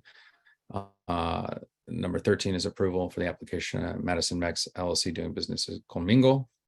Number 14 is to approve the application at Le Kiosque LLC for a new full liquor license. Number 15 is a denial of the application for the Central Park Boathouse to renew license number 1107092. 16 to our block parties was Salsa del Barrio Multicultural Event number 661633. That application was recommended to be approved. Number 17, Celebration of Life Resource Fair number 666-099. Also, that was recommended to be denied. Number 18, Fishers of Men Evangelism Service number 6666261. Committee recommends that this application be approved. Number 19, NYC DOE District 4 Welcome Back to School Festival 665678. Committee recommends that this application be approved. Number 20, the Business District Multi-Block Event Party on Park 639750. Committee recommends that this application be approved. 21, St. Cecilia Parish 150th Anniversary Kickoff Mass 666374. Committee recommends this application be approved. And finally, number 22, Love on the Block 666124. The committee recommends this application be approved. I will now entertain a motion to support the committee's recommendations. Please raise your hand. Jose Altamirano, you've been recognized. Yes, I'd like to be in favor. Make a motion in favor of the committee's recommendations. All right, and I saw Angela's hand come up first. Angela, do you wish to second? Second it. Wonderful. And call the roll. Jose Altamirano, Yes. Leroy Andino, Stephanie Arroyo, Yes. April Audrey, Yes. Adim Briha, Yes. Johad Chaudhry, Diane Collier, Yes. Divan Cronchow, Devon, Kenneth Crouch, Yes. Ana da Costa, Yes. Carlos Diaz, Yes. Rosas Diaz, Yes. Donadel, Yes. Jessica Elliott, Yes. Judith Frabro, Yes.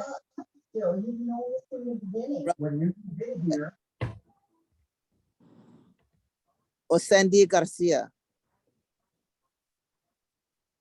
Brandon Gillespie, Yes. Yes. David Giordano, Yes. John Green, Aye. Juan Hopkins, Yes. James Horton, Alonzo Johnson, Jewel Jones, Yes. Marissa Mack,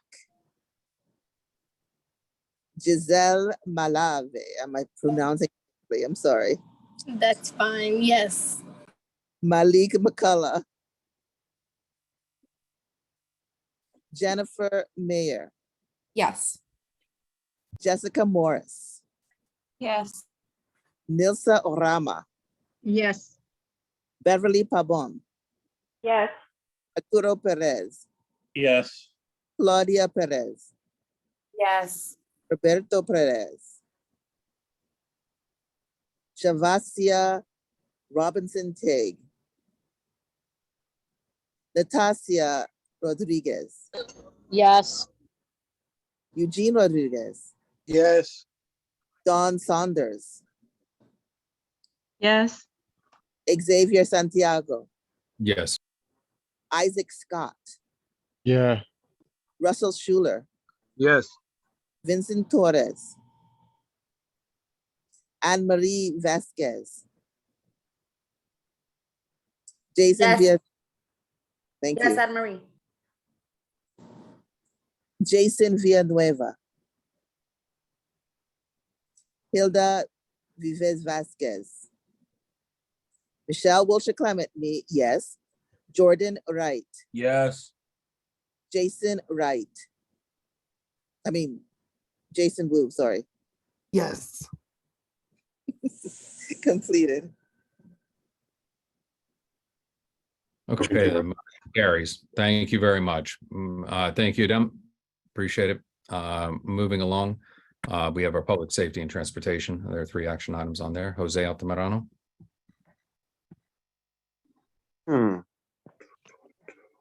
Here I am.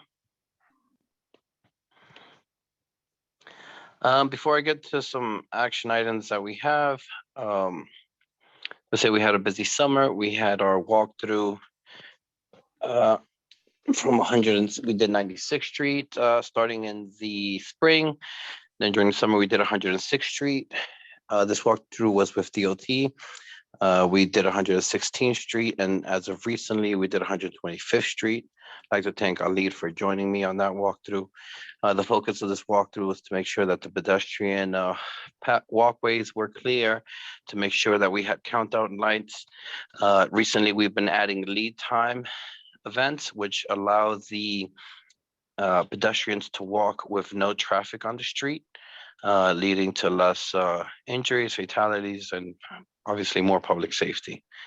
Now focusing on our action items for tonight, we have a motion to support proposed intercity bus stop for Top View sightseeing at 103rd Street and 5th Avenue. Motion was seconded and passed with 2 abstentions and 1 opposed. Do you want me to read them all, Chair, and then you do them one by one, Yes. or? Yes, correct. I'd like you to read them, address each of them, and we'll see if there are any questions, and then we'll go to a vote. This motion was brought up to us by DOT as part of their procedure. We didn't get to speak to Top View sightseeing, something that we'll approach with DOT to have future commentary with the actual operator of the buses. The next motion is to support the East 117th Street pedestrian safety improvement design as presented by NYC DOT. And this motion was seconded and passed with 1 abstention. This project, 117th Street, has been going on for quite some time. We asked for very specific things, granite blocks, to make sure that the pedestrian are protected from the vehicles, and everything that we asked for, DOT has submitted. We have some concerns about accessoride, but DOT has promised to continue working with us. The last motion is a motion to adopt testimony in opposition to the implementation of the Central Business District Congestion Pricing Program. This motion was seconded and passed with 1 abstention, or 1, my apologies, 1 against. Obviously, we've been speaking about congestion pricing for some time, but finally during August, the MTA released what their plan would be. We find what we've heard to not be what this community needs. So this is our position. So these are the 3 motions that we have tonight. Okay, great. Thank you very much. Are there any questions? I have Dawn, and then Eugene, and then Angela. So Dawn, your question? So, as usual, I'm a dissenter, and I apologize, and I thank Jose for being so patient with me. The first item for Mount Sinai, I believe somebody joined our meeting earlier and spoke to us about the congestion. I've been spending a lot more time at Mount Sinai, helping some colleagues, and I found the traffic to be very, very bad. I found that there is a lot of double parking, triple parking. The bus can't get through, people can't cross. And so my concern with the first one is that we have not talked to Mount Sinai Hospital. And, last year, the year before, we expected a lot from Mount Sinai. We wanted them to do more for their nurses. We had a lot of requests for them. And I just think it would be a good neighbor if we would speak to Mount Sinai or make sure DOT or letting a for-profit entity put a bus stop on 103rd in Fifth Avenue. So that's why I voted against it. And I don't think we spoke to the museums either. And, you know, I had a business on 103rd in Lexington. So as a business owner, I think, oh, that's great to have a bus stop there and tourists come into town, but there's already an existing hospital and 2 museums, and we haven't brought them into this. So that I just want to explain my dissension on that first one. Okay. Thank you, Don. Angela? So as he was reading, I was taking notes, and I agree with Dawn. I would like to know, why did they say they wanted to stop at that particular spot? It is closer to the hospital, which the gentleman, as she stated before, said that there's already bottlenecking, and where that stop is proposed to be is going to block the bus stop area. If the bus is sitting there and people are waiting in the bus stop, the bus will not see them when they go past. So I would like to understand, why did they need it there? Can't they park a little further down on Fifth Avenue? Or are they trying to be almost exactly at the entrance to the garden in Central Park? So I would like to know if they stated why they wanted it there. Okay, Jose, do you wish to address that? I'm sure. So, like I said, this process, the way the process is currently being handled, DOT sent us this directly to us. So we did not get to speak to the operator. We had minimal contact information. This is something that we are actually speaking to DOT about, so that in the future we can actually speak to the operator, ask more questions. But in this current process, we have consistently asked for our community to be treated the way other communities are, further south or further west. This bus particularly is a very tourist-oriented bus. The city promotes it. It has stops on the west side in respective neighborhood. And, you know, so from that perspective of now they're being inclusive of East Harlem, it was something positive. Now, in terms of the exact location, I would imagine it has something to do with the gardens. Absolutely. I would imagine it has something to do with all the museums in the area. Absolutely. Now, do I understand the situation with the traffic at Mount Sinai? Yes, it is an issue. It is something that we need to resolve.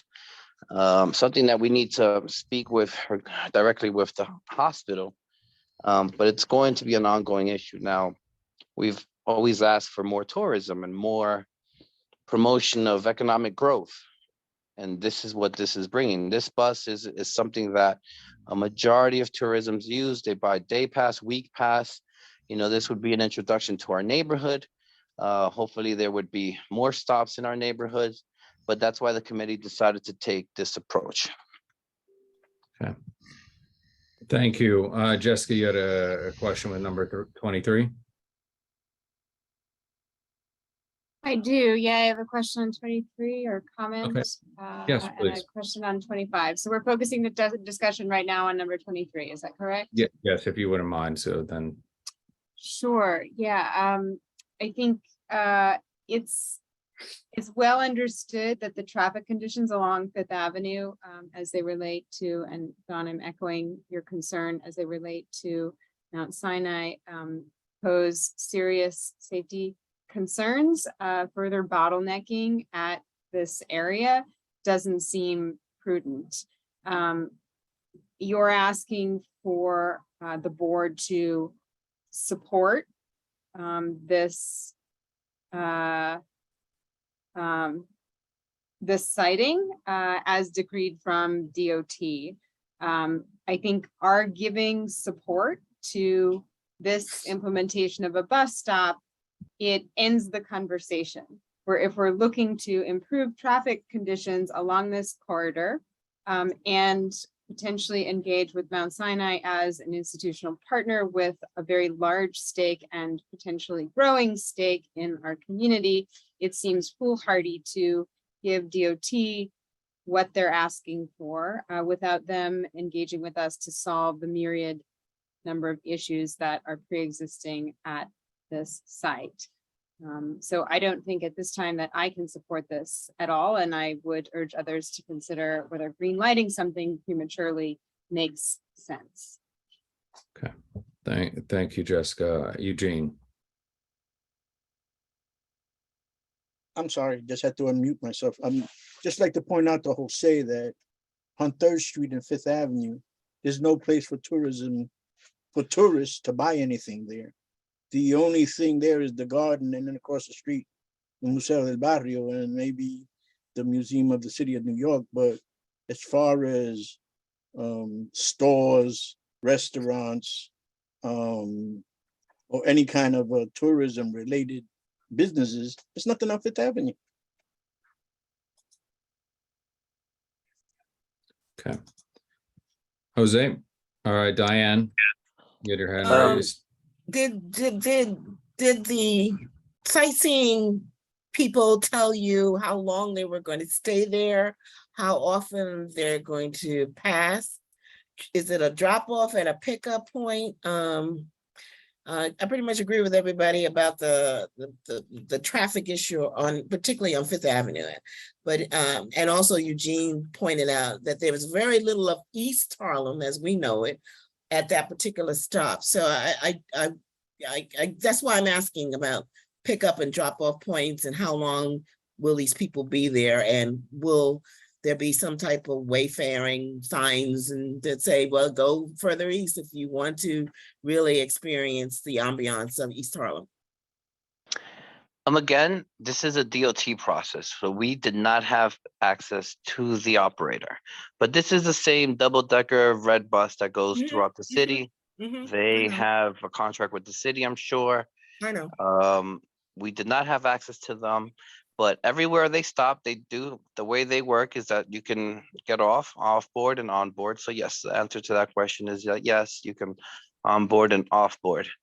I still, and I'm guessing, so I want to be very clear because again, I repeat, we did not have access to the operator. This was brought to us by DOT as a part of their process. We are actually looking to amend their process so that in the future that we can, have access to the actual operator and ask all these questions. But yes, the museum, I would imagine having the park, the garden, and all the museums there to be the attraction for the tourist. Jose, I'm wondering if this is the same bus that comes through Harlem and turns on 5th Avenue on 116th Street. Was that a question asked? I'm not sure if that's the same bus. Is it the open double-decker bus? Yeah, because I believe they have stops all across the west side coming up. So now they would have, so that we're clear, they're already using 5th Avenue. They're just not stopping. Right, they're not stopping. So But I just want to be clear to everyone so that everyone's understanding. This is not like you're creating or you're lessening traffic. They're already using it. They're going down 5th Avenue. They go up the west side, they come across and they go down. So it's not like the impact of the traffic won't be affected in that general sense. They already have a route. This is part of the route. Well, what they would be doing is actually stopping in East Harlem, which is something that they currently do not do. Okay. All right. Thank you. I hope that answers the question, Diane. Two more questions real quick. Stephanie and then Nilsa. Stephanie? Hi, I'm just wondering, was it taken into account what the MTA is how the MTA feels about this? Because I feel like we're taking away rides that would be on the MTA, which brings back money to the city, and the buses already stop on 5th Avenue and in that area. So I'm just wondering, is that taken into account, or will it be taken into account later on since you said the process should be changed later, or you're hoping to change it later? Honestly, I'm not really sure the answer to that. I believe the city has an operating agreement with this particular bus company because it goes all over the city, particularly in most tourist areas downtown, the west side. It comes across 125th, it goes back down 5th. They've been expanding the service little by little, obviously with the city's support. So in terms of economics, I don't think the city is complaining because most places, the city kind of promotes this bus. It's part of a package for Visit New York City. So this is where they promote tourism. So I don't think there's a conflict, but I can't say for sure. All right, thank you, Stephanie. And last question to Nelson. Nelson. It's not so much a question as a comment. We have several points in East Harlem where we're trying to revitalize, like the Friends of La Marqueta, and has been looking into or had looked into how do we divert traffic there. So my question is, stopping a tourist bus on 103rd and 5th is very easy access for what's on 5th Avenue. I know that area because my nephew actually lives on 102nd and 5th, and I know how congested it is. I don't see tourists that are stopping on 5th Avenue and 103rd walking to 116 and going to the restaurants. I don't see people coming to 1st Avenue to La Tropezine Bakery. I don't see how the stop on 103rd and 5th helps the economy of East Harlem if it was more located deeper into the community, where there would be different available venues, but that's Museum Mile and Central Park. And the tourists are going to go to Museum Mile and Central Park. We have transit and we have buses. And if we need to think about how to upping our tourism, then that's something we need to do, or we need to find a more advantageous spot for the buses to stop so that it can actually help our community economically. This seems to me like it's just a place of convenience that happens to be in East Harlem, but will it benefit East Harlem in the long run? So it's not a question, it's just a comment. Thank you. Okay. Thank you. Well, this would be the first stop that this bus route that is very tourist oriented, which goes throughout the entire most of Manhattan, right? It goes up the west side and comes back down. So we could see it either as a positive or negative, right? We're getting a first stop, or we don't have a stop at all. Just that simple. Like I said, this isn't adding to congestion. The buses are already driving through 5th Avenue. It's a matter of them now having a stop there. Obviously the committee would push to have more stops in East Harlem and let tourists see, the beauty of our community, but it has to start somewhere. Currently, this stop is already along their route, which I'm sure why they chose that particular point. They're already driving through there. So now it's a matter that tourism start experiencing that. They get to see the gardens. Yeah, Museum Mile is there. So I think it would be, for most tourism companies, it would be the first place that they focus on, considering all the museums in that area. Okay. But that, again, we didn't get to speak to the operator, which is something that we look forward to rectify in the future. We're actually requesting from DOT that we get to speak to the operators in the future so that we can ask more of these questions. Yep. Thank you. I'd like to move this along, but if you have a quick question, Russell and Rose and Charlie, I'd like to knock the questions out if you have any questions very quickly. So because we have This is Carlos. I could recommend 110th Street is right on the entrance of our Central Park, and it's right on 5th Avenue. There's not that much traffic there. If you take it into a Manzana, there's major traffic there. So we're gonna go on 5th Avenue. And we do have a restaurant right on the corner of 110th Street, which is the African Museum Mile. I think that'd be an apropos place to do it, as opposed to do it where Manzana is. Okay. I don't disagree with Carlos, but again, our committee did not pick the location of the stop. This is the stop that was presented to us. Hopefully in the future, they will have more stops along 5th Avenue and further avenues in our neighborhood.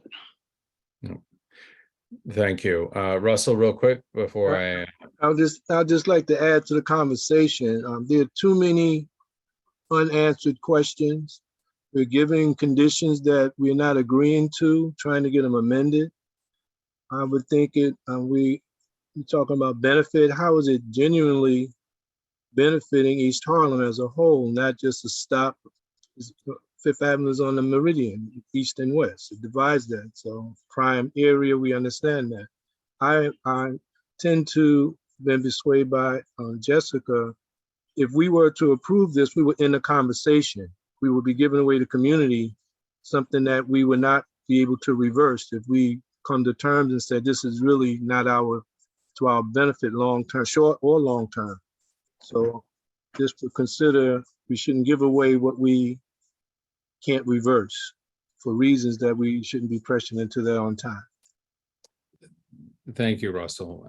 With that, I'm going to move our meeting along, and I will entertain a motion one way or another in this matter. The committee issued forth a motion to support it, proposed intercity bus stop for the top viewing sightseeing at 103rd Street and Fifth Avenue. The motion was seconded and passed with 2 abstentions, Garcia and Hopkins, 1 opposed, Sanders. So I see some hands up. I see Eugene and Carlos. Eugene? You're muted, Eugene. I'll remember doing this at some point in time. I just want to enter a motion to accept the committee's report. Okay, is there a second? Carlos? No, I'm not seconding it. Okay. Michelle Wiltshire Clement, is there a second? Yeah, I am seconding it. Okay, please call the roll. Jose Altamirano, Yes. Leroy Andino, Stephanie Arroyo, No. April Autry, No. Adem Briha, Jahed Chaudhry, Diane Collier, No. Devon Cronchow, Kenneth Crouch, Yes. Brianna DaCosta, Carlos Diaz, No. Rosa Diaz, Yes. Angela Donadell, Jessica No. Angela Donadell, no. Okay. Jessica Elliott, Wait, yes. Judith Febrero, No. Raja Flores, Osendi Garcia. Would you please clarify? We're only voting on number 23 at this moment. We are only voting on number 23, correct? Oh, Then no. Brandon Gillespie, yes. David Giordano. No. I'm sorry, I didn't hear you. No. John Green, No. Wanda Hopkins, No. James Alonzo Johnson, Jewel Jones, No. Marissa Mack, Giselle Malave, No. Malik McCully, Jennifer Mayer, Jessica Morris, Nilsa No.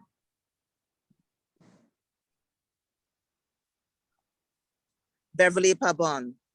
Excuse me, Nilsa Arama, no. I heard you. No, Beverly I Pabon. just said it now. That was somebody else. I think that was Jessica Morris who said no before me. Oh, okay, I'm sorry about that. Jessica Morris said no. And then Correct. Beverly Pabon, No. Arturo Perez, No. Claudia Perez, No. Roberto Perez, Shavasia Robinson Teg, Natasha Rodriguez, No. Eugene Rodriguez, I'd just like to state that my motion was to accept the committee report, not to accept motion number 23. I don't know how that works out, but We were not, the motion before the floor was to accept the motion to support. That was what was read, and so you are changing your vote to a no, is that correct? well, I want to clarify my motion was to accept the committee report. If the board wants to just review number 23, I have no problem with that. No, what we were asking was entertaining a motion to support the proposed intercity bus stop. Okay, then I'll take a no on that. Thank you. Carry on. Eugene Rodriguez, Yeah, no. Dawn Sanders, No. Xavier San, Point of clarification. If he's saying no to a motion he's making, is he making the motion or not making the motion? Let's be clear. I'm sorry, Angel, please clarify so I'm not crazy right now. Well, the way I worded the motion was to accept the committee report. I believe that's what I said. I didn't say so moved to just going for number 23. I'm But sorry. So This is Angel. I heard to accept the committee's recommendation. Yep, that's what I heard too. So I wanted to accept the whole thing because I'm really interested in number 24. But if it's, I don't know what to do. Chairman. I have, Unless so somebody real, yeah, Eugene, what I have broke, like I said at the beginning, I'm broken up 23, 24, 25. And when I asked for entertaining a motion for 23, both Angel and myself heard to accept the committee's recommendation report. So that's what was called before the floor and what the members are voting on. So if we could. Then he's right that I'm rescinding my motion to accept because I was understanding I was making a motion to accept the complete committee report. Maybe Yeah, an alternative motion to do that. All right, so I think we're going to finish the roll call vote and see where it actually lands, because it does not look like 23 is going to pass, and then we can. We entertain the motion. Yeah, so let's finish this. So we are calling the roll. We are roll calling on the floor. To do that midstream will derail everything. So let's finish the motion. It does not look like we have the votes to pass, but I'd like to finish this and then we'll come back. Thank you. Isaac Scott, No. Russell Schuler, No. Vincent Porter, Anne Marie Vasquez, Jason Villanueva,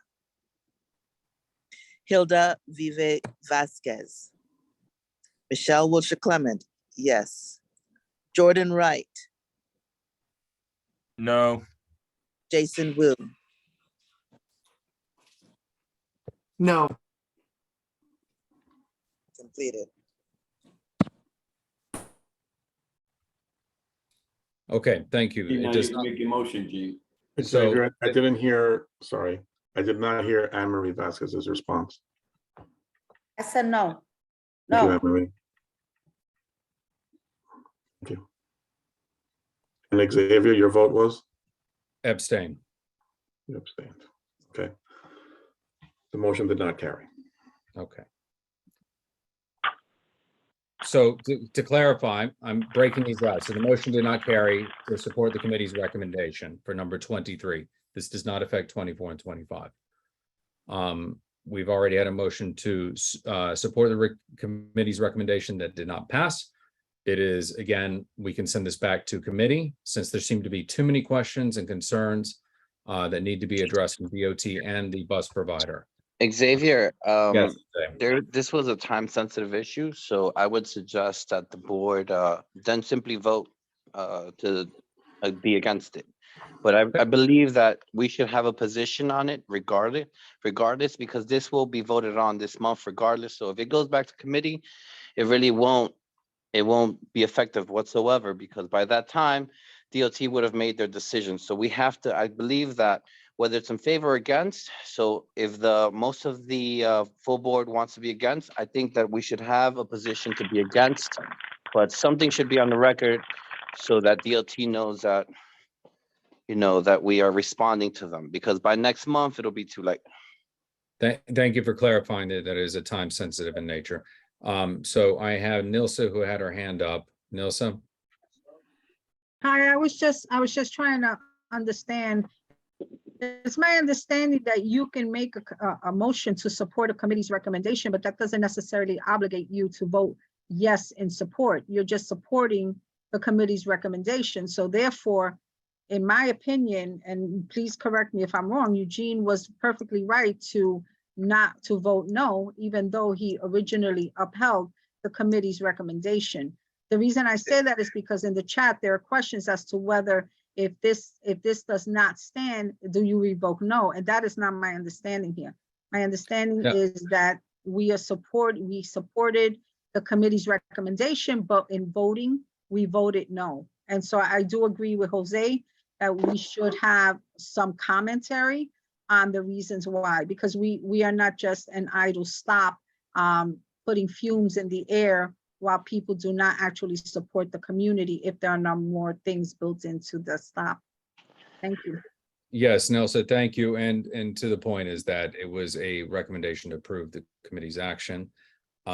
He was entitled to vote no when it comes to his time, but to rescind the motion that's already on the floor is out of order for Robert's Rules of Order. Once it's first and seconded, we have to carry through with the entire process. So even if there's confusion about it, there's no judgments in it one way or another. It happens. It will be easier once we're in person. But I do, to your point, thank you. It is well taken. And Eugene, it is well taken. Everyone, well taken points. I think in Jose, to the time sensitivity, we should, if we're going to take an opposition stance on it, I think to have some points that we should raise and deliver back to DOT as to why. So I will now turn to Jessica and then Eugene. Jessica. Thank you, Xavier. I raised my hand to make a motion to send this item back to committee before we heard from Jose about the time sensitivity, though I still stand in feeling that that is the right thing to do. Send this back to committee. It is something that needs more understanding and more conversation, and the place that that should happen is in committee. So I would like to make a motion to send this item back to committee. Okay, so before we send that back, just to note to everyone here in the meeting that in so doing, we will not have taken a position one way or another. We're sending it back for review on an item that they will make a decision without us weighing in on. So I just want the full body before entertaining, because I asked if there was going to be any more conversation or dialogue on that. So before entertaining, I just want to make sure we're all very, very clear. Because if we send it back, we won't have any commentary to have, because they will, DOT will make their decision without our input. So that is the question that I want to make sure everyone is clear on. Just in support of my motion, I'll say that it's clear that there's an acceptance that tourism can be good for our community, but too many unanswered questions. So saying no is maybe not necessarily representing what we really need. So if I could weigh in again, motion to send, get it back to committee. I have not, Jose. This decision will be made. If it gets sent back to committee, our community board will not have taken a position, and we can converse about it all we want, but DOT will make a decision on it without us. That's why I suggested that if we're not in favor of recommendation from the committee, is fine. I like it, but we should have a position to present to DOT. Otherwise, they will make a decision without us. Okay, so I'll entertain some commentary on this real quick, as we've spent a significant amount of time on it. Diane, I had your hand up, then Nilsa, Dawn, and Angela in that order. Well, I think Nilsa had explained it earlier, and Jose is saying it very loud and clear. The board needs to take a position. We may have voted down the recommendation, but clearly we need to say to DOT, we are against the bus stop being at 103rd Street. That way it is on the record. And if they choose to go against the community, then they go against the community and they have to deal with whatever issues and the consequences behind that. I clearly say we need to take the position. And then if my gut tells me that they won't make a move until they come back and talk to the committee. Okay. Thank you, Nilsa. We've already had comments during this meeting about what this bus stop on 103rd might mean to that area. So that's a starting point. This community board, when we have in the past not taken a position and not given commentary, and then when we wake up, things are done contrary to what we wanted to do. There is nothing that says that this committee can't take this up. They don't need a motion to send it back to committee because this is a time-sensitive issue that's going to happen with or without the committee review. What needs to happen is that the committee can review where it would love tourism to happen, what would be beneficial, maybe come up with a plan, but this is time-sensitive. And if we, again, don't give a comment because we're sending something back to committee, we are shooting ourselves in the foot again. So it's important that we understand that there are times when we should send something back to committee when time is allowing it. And then there are times when we have to, based on our discussion and through the direction of our chair, how we should document what we've been talking about. Diane brought up a very good point. Everyone that has talked here has brought up very good points, either for or against. But if we've just taken a vote and most of the board said no, then that gives an indication of what we're feeling. And I think we need to move forward by getting something on the record. Everything else can be studied later, but we need to get ourselves on the record, because if not, then something else will happen in this community that we're going to say we woulda, shoulda, coulda, and we never did it. Thank you. Okay. Thank you, Nilsa. I hear you. Thank you. There are, before I go to Dawn and Angela, because I've heard a lot of the commentary, I've been taking notes on both my computer and paper. The other option too is that we can, because of the commentaries that have been made, we can take this up for discussion in executive on Thursday. That is also another option that will allow us to fulfill both needs in this matter. So just putting that out there for Dawn next, and then Angela. So I don't want to eclipse what Angela is going to say, but I was going to make a motion to reject this. I mean, we've spent more time just now doing due diligence and discussing this than DOT has ever done discussing with us. They don't come to us and ask us, what do we think? They come to us and tell us this has already happened. And so I think we need to send a message. Charlie has a good idea. Put it on 110th. There's already no parking. There's already a no parking sign right there in front of the restaurant. Let the restaurant and the museum thrive, or put it somewhere else. Put it on First Avenue. The restaurants there could use this support. So anyway, I was going to make a motion, but I know Angela wants to say something, but I was going to make a motion to reject this proposed bus stop. They should have come to us earlier. Money changed hands earlier, so they should have come to us earlier.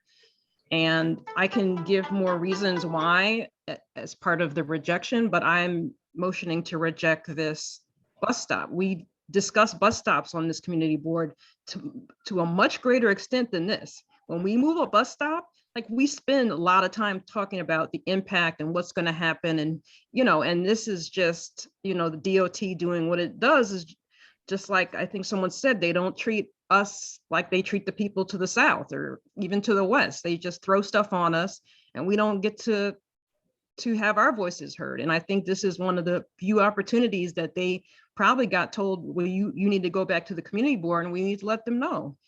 Mount Sinai, how are we going to explain this to Mount Sinai? Like, what kind of partner are we? What kind of neighbor are we if we just go for this for-profit venture, just throwing themselves right in the middle of where the traffic is heaviest? We have our community is seniors. We have a lot of older community members, and this is just like thumbing the nose at those people who need to access those services. So I'm motioning to reject, but I want to hear what Angela yeah. has to say before recognizing any motions presented thus far. Okay, Angela. I'm willing to accept Dawn's motion.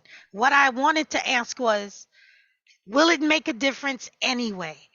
Will they just do it even if we say no? Like, we're going through all this, they could still just do it.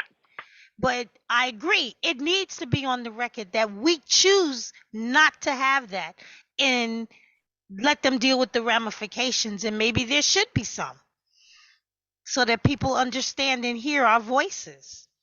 It's really disheartening. You're talking Fifth Avenue. I'm thinking Terrence Cardinal Cook, and during the day, in as much as I live right over there, there is always school buses parked down there. There is no way for that thing to park. I agree.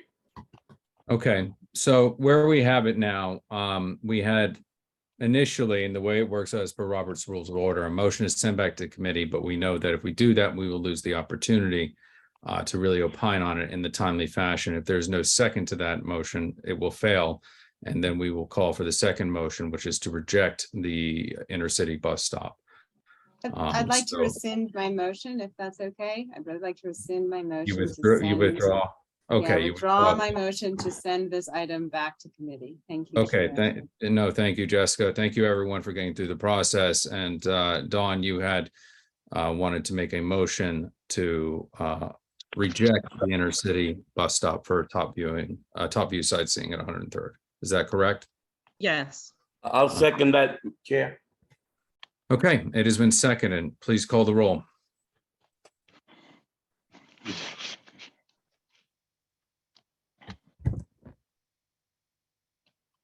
Point of clarification. Yes, point of clarification that you'd like to have. All of the good community advocacy that we've heard with regard to this item, that will be something that will be documented, drawn up, and added to our non-support of this item at executive committee. Is that implicit in the motion we are voting on right now? Well, we could also make it a friendly amendment and get it done in one fell swoop. If Dawn, would you like to accept the friendly amendment to include our dialogue as for reason why we are saying no to this? That was all. I do think we should go back through the minutes, and I'm happy to do that as well, because other committee members had a lot of good reasons that I hadn't even thought of. So I do think we should give them the feedback that we've collected on the record today. Okay, and in so doing, I'd like this to still come before executive so we can make sure it's gone over the fine tooth comb. But we are on, so that to answer your question is that yes, we will do that. That seems like an acceptance from you, Dawn, correct? Thank you. All right, please call the roll. Order of order, Mr. Chairman. Point of order. Yeah, the motion has already been denied. Second motion to deny it is unnecessary, really. No, there was a motion. The motion failed to support it. That does not result in a denial of it or a rejection of it, which is when now we're taking a more firm footing. We're just not accepting the committee's position. So for clarification, thank you for raising that. I feel like we should do a how-to course. This has been, we're doing it together. Thank you. Please call the roll. Jose Altamirano, I abstain. Leroy Andino, Stephanie Arroyo. Apologize, but what am I voting for? We are voting to reject the proposed intercity bus stop for top view sightseeing at 103rd Street and 5th Avenue. Yeah. It was by, okay, thank you. Thank you. April Autry, Yes. Adem Briha, Abstain. Juhad Chaudhry, Diane Collier, Yes. Devon Cronchow, Kenneth Croach, Abstain. Diana Da Costa. I'm sorry, could you repeat that? Brianna Costa? Okay. Carlos Diaz, Yes. Rosa Diaz, Angela Donadell, Yes. Jessica Elliott, Abstain. Sorry, Rosa Diaz, for some reason I wasn't unmuted. I abstain. thank you. Judith Febrero, Yes. Raha Flores. Osendi Garcia. Yes. Brandon Gillespie. Yes. David Giordano. Yes. John Green. Aye. Wanda Hopkins. Yes. James Horton. Alonzo Johnson. Jewel Jones. Yes. Marissa Mack. Giselle Malave. Yes. Malik McCullough. Jennifer Mayer. Yes. Jessica Morris. Abstain? Nilsa Orama. Yes. Beverly Pabon. Yes. Arturo Perez. Yes. Claudia Perez. Yes. Roberto Perez. Shavasia Robinson Tegg. Natasha Rodriguez. No. Eugene Rodriguez. Yes. Dawn Sanders. Yes. Xavier Santiago. Yes. Isaac Scott. Yes. Russell Schuler. Yes. Vincent Torres. Anne Marie Vasquez. Yes. Jason Villanueva. Hilda Viva Vasquez. Michelle Wilshire Clement, me, I completely abstain. Jordan Wright. Yes. Jason Wu. Yes. Completed. Okay. Angel, it seems like the motion carries. Yes, the motion carries. Okay, thank you very much, everyone. I'm going to move things along. It is now 8 minutes past 9. We have number 24 that was addressed by the chair of Public Safety and Transportation, and was a motion to support the East 117th Street pedestrian safety improvements design as presented by NYC DOT. The motion was seconded and passed with one abstention, Dawn Sanders. Are there any questions regarding this? Jessica, what, Charlie, hands up and down. Jessica. I'm ready to make a motion. Okay, seeing there are no other hands. So your motion to support or? Yeah, no? a motion to support the committee's recommendation to support the East 117th Street pedestrian safety improvements design as presented by NYC DOT. Okay, is there a second? I see Cindy Garcia. Okay, a second. Please call the roll.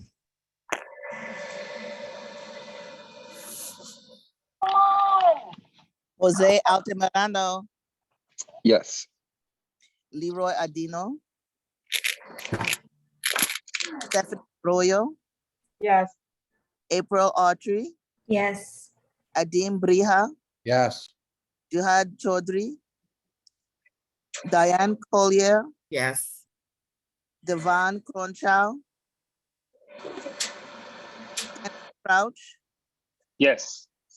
Diana Da Costa. Brianna Da Costa. Carlos Diaz. Yes. Y'all get me something to drink, please. Rosa Diaz. Yes. Angela Donadell. Yes. Jessica Elliott. Yes. And if Claudia and Carlos could please mute, it's disrupting the meeting. Thank you. Yes, thank you. Judas Fabrero. Yes. Raha Flores. Osendi Garcia. Brandon. Yes. David Giordano. Yes. John Green. Aye. Wanda Hopkins. James Horton. Yes. Johnson? Yes, I'm sorry. Wanda Hopkins, yes. Thank you. Jewel Jones? No. Marissa Mack? Giselle Malave? Yes. Malik McCullough? Jennifer Mayer? Yes. Jessica Morris? Yes. Nilsa Orama? Yes. Beverly Pabon? Same. Arturo Perez? Yes. Claudia Perez? Yes. Roberta Perez? Shavasia Robinson Teg? Natasia Rodriguez? Yes. Eugene Rodriguez? Yes. Don Sanders? Abstain. Xavier Santiago? Yes. Isaac Scott? Yes. Russell Schuler? Yes. Vincent Torres? Anne Marie Vasquez? Yes. Jason Villanueva? Hilda Viva Vasquez? Michelle Wilshire Clement, myself, yes. Jordan Wright? Abstain. Jason Wu? Yes. Completed. Okay, the motion carries. Now under motion 25, motion to adopt testimony in opposition to the implementation of the Central Business District Congestion Pricing Program.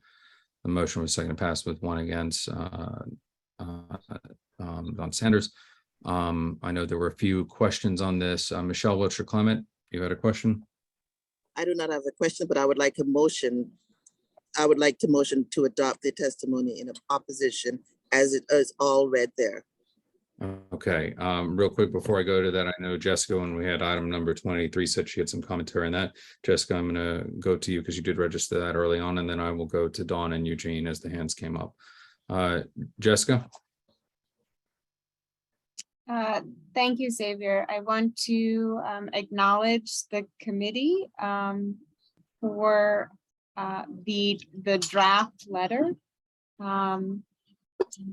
draft testimony, pardon me. I think the issues that are raised in the draft testimony speak to the high prevalence of asthma in our district, speak to issues of congestion and traffic at standstill in our district, and other issues related to service provision and sensitive members of our collective neighborhood, particularly senior citizens. I would like to, and I don't know if there is a time sensitivity to this item as well, but there is. I'm sorry to disturb you, but there is all commentary will be concluded by the end of this week, I believe.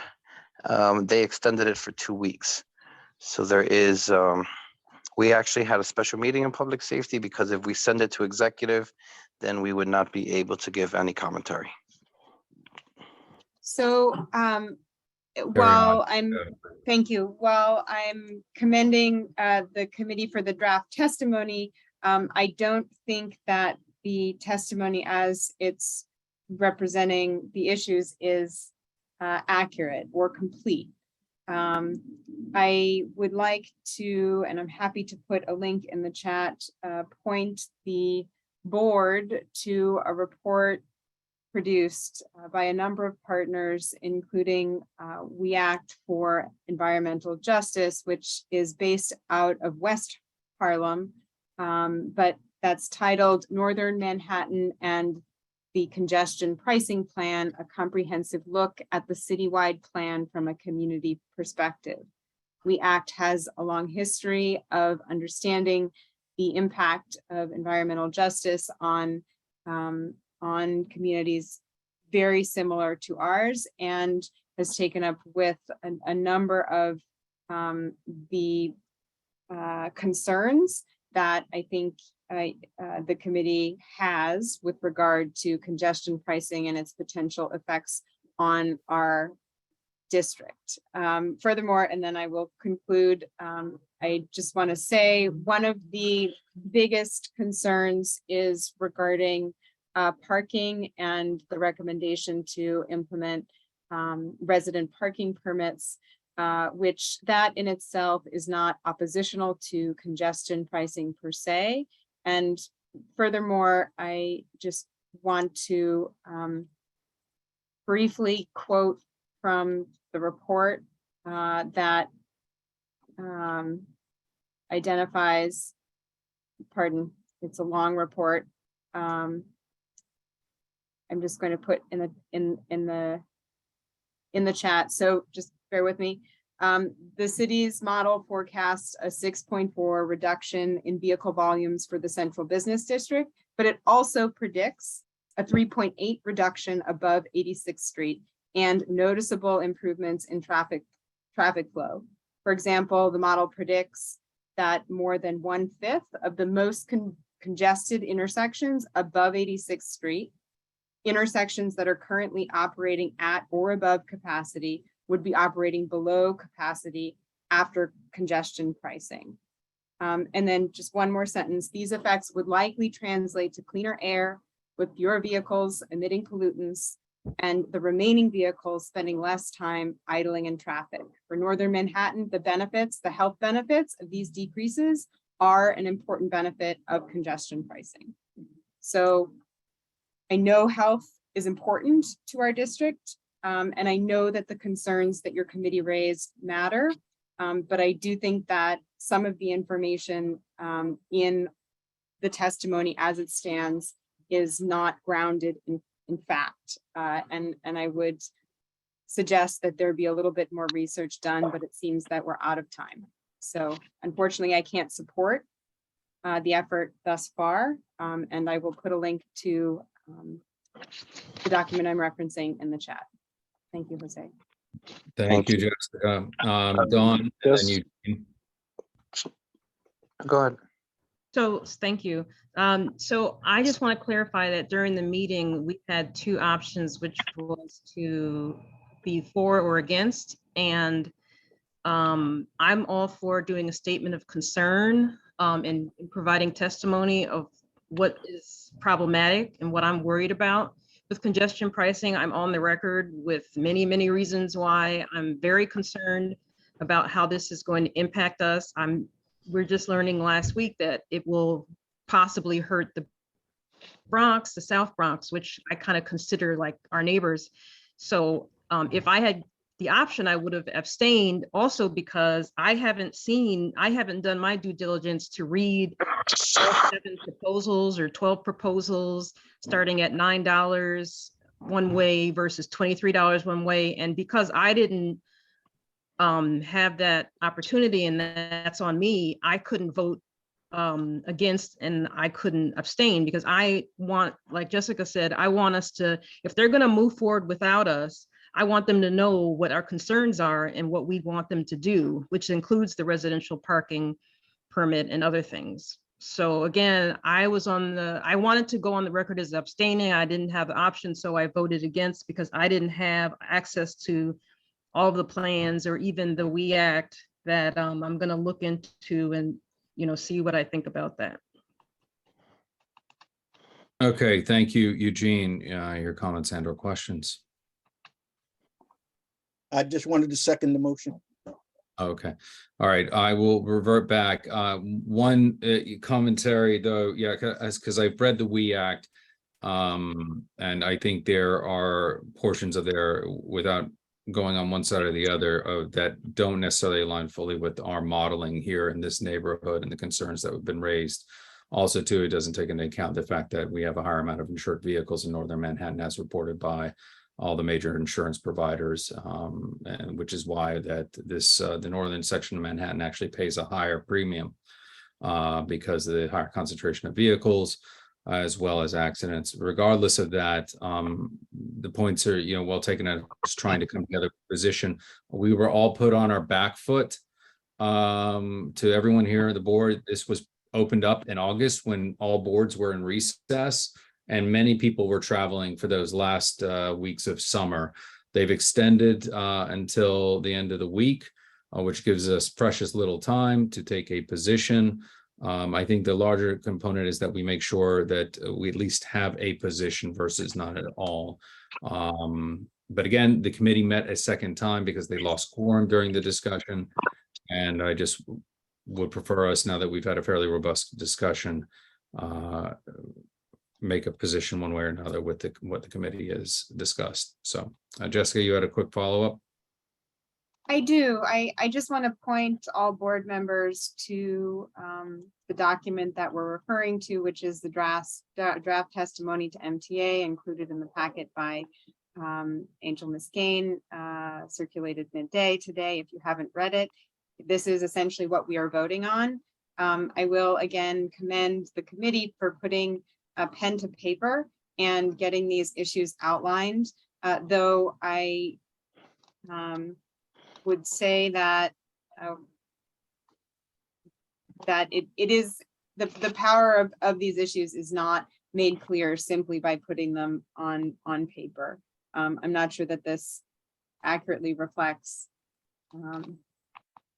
a clear statement of issue in a way that MTA could consider as useful feedback, though it will go on the record as being a voice of our community. So I will. All right, thank We you, all Jessica. have that, correct? Yes. Yeah, based on the work that we did, it was based on what the community work is, right? So I'm sure West Harlem has a different perspective. I actually heard a lot of the testimony in the video conferences, and all of the I did it for 2 days, which was, so there are studies in favor, there are studies against. It seems it's very interesting how many different studies can be so different on one subject, but this is a very difficult subject.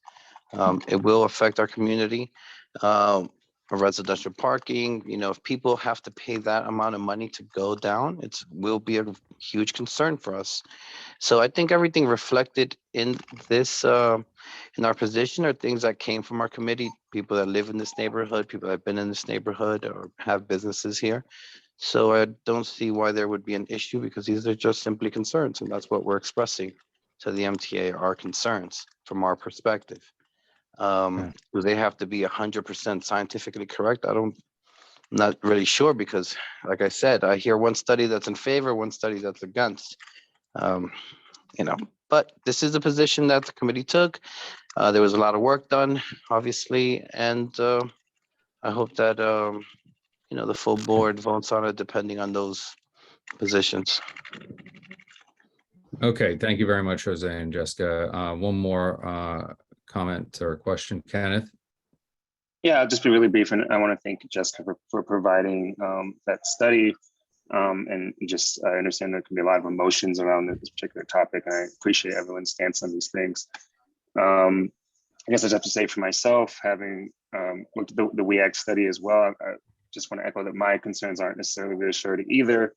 The city's model that estimates that there'll be improvements in traffic flow, a lot of it seems to be based on a survey of residents from 1997 to 1998. And again, I'm no expert in this particular field, but I have to imagine that traffic flow in fields like of that nature have changed since then, in the 20 years since then. And essentially there are other concerns that I don't feel reassured by in this report and other reports that I've seen.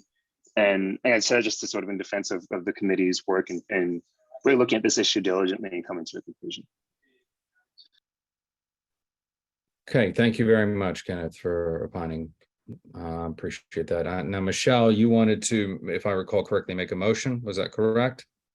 Yes, but I did really want to make a comment on a lot of things were read, including the act and different portions of it. And yes, there were things yay and nay all along the way, but the health issues they cannot be taken away. The health issues are a fact. Congestion and people parking in our neighborhood already and taking the train down is a fact.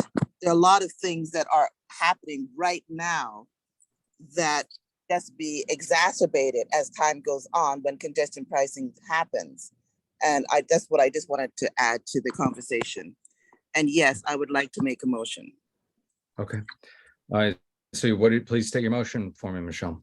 I would like to make a motion to adopt testimony in opposition to the implementation of the Central Business District Congestion Pricing Program. Okay. Michelle Wesher Clement made a motion to adopt testimony from the Public Safety and Transportation Committee in opposition to the implementation of the Central Business District Congestion Pricing Program. And Eugene Rodriguez, I know you said do you still want to second? You were muted. Yes, I still want a second. Okay, please call the roll.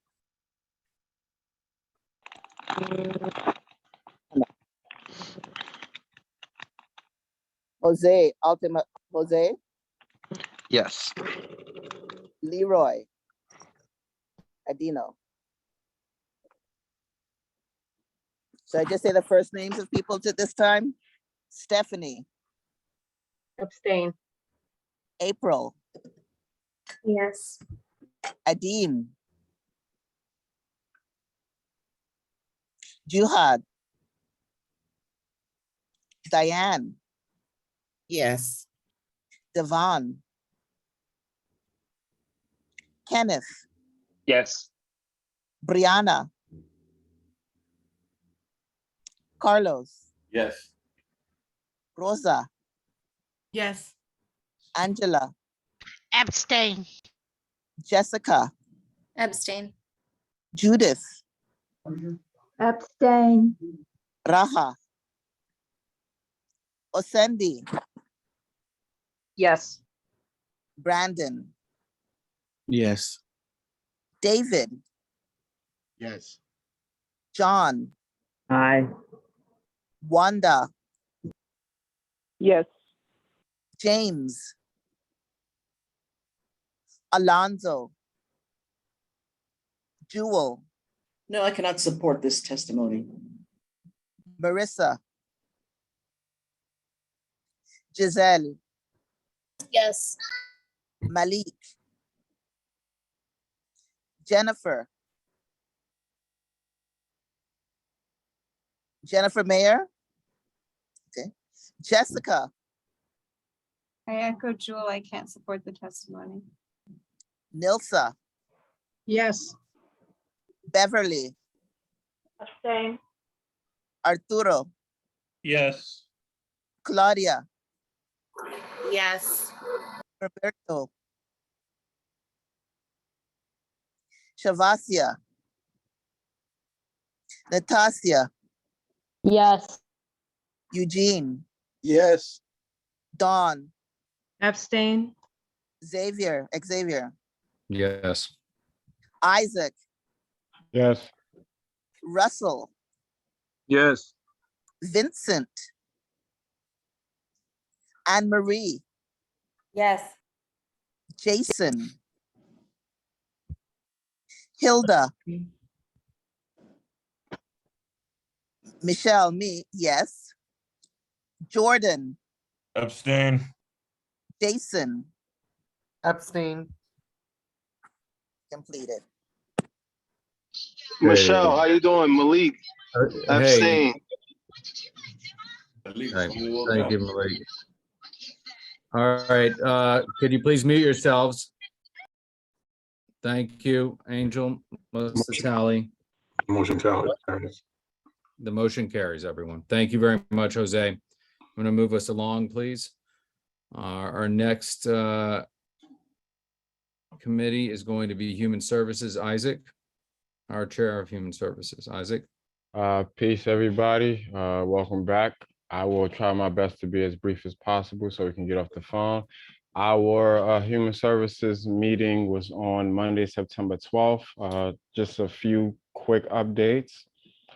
We added a new addition to our informational updates section, East Harlem COAD, whose mission is to make East Harlem better and prepared and safer through health emergencies. So we thought it was just important that we have them here at our committee, giving regular updates. So please join at least for their section to be able to receive those updates because they're very, very important. We had a we had a presentation from Dr. McCray, who's the acting executive commissioner of the New York Department of Health and Mental Hygiene. The conversation, I'm gonna sum it up as informative. It carried a lot of other emotions with it, as you can imagine. I'm going to encourage folks to go back and watch the video of the meeting if you want to know what really came out of that conversation. But where I felt like it landed was, it seems like we're in between seeking accountability for the lack of transparency from DOHMH and simultaneously working to identify attainable solutions for improving the current conditions of the overdose prevention clinics and the issues that are articulated in tandem with those. Some of the concerns a lot was said during the call. Some of the concerns fell under the purview of the Human Services Committee. Other concerns fell under the purview of the Public Safety Committee. So we'll be working with our committee to see what exactly falls under our purview and what we should take on and what should actually be brought up at public safety and how we can support and even over there. One of the things it's important that we don't, especially having with new members, I want to ensure that we don't limit the scope of the work of the Human Services Committee. There are a number of health and human services issues that we want to give attention to, and I don't want it to be drowned out. I also don't want us to ruin relationships with the agencies and the people who actually do come before the committee and give testimony, whether we approve of them or not.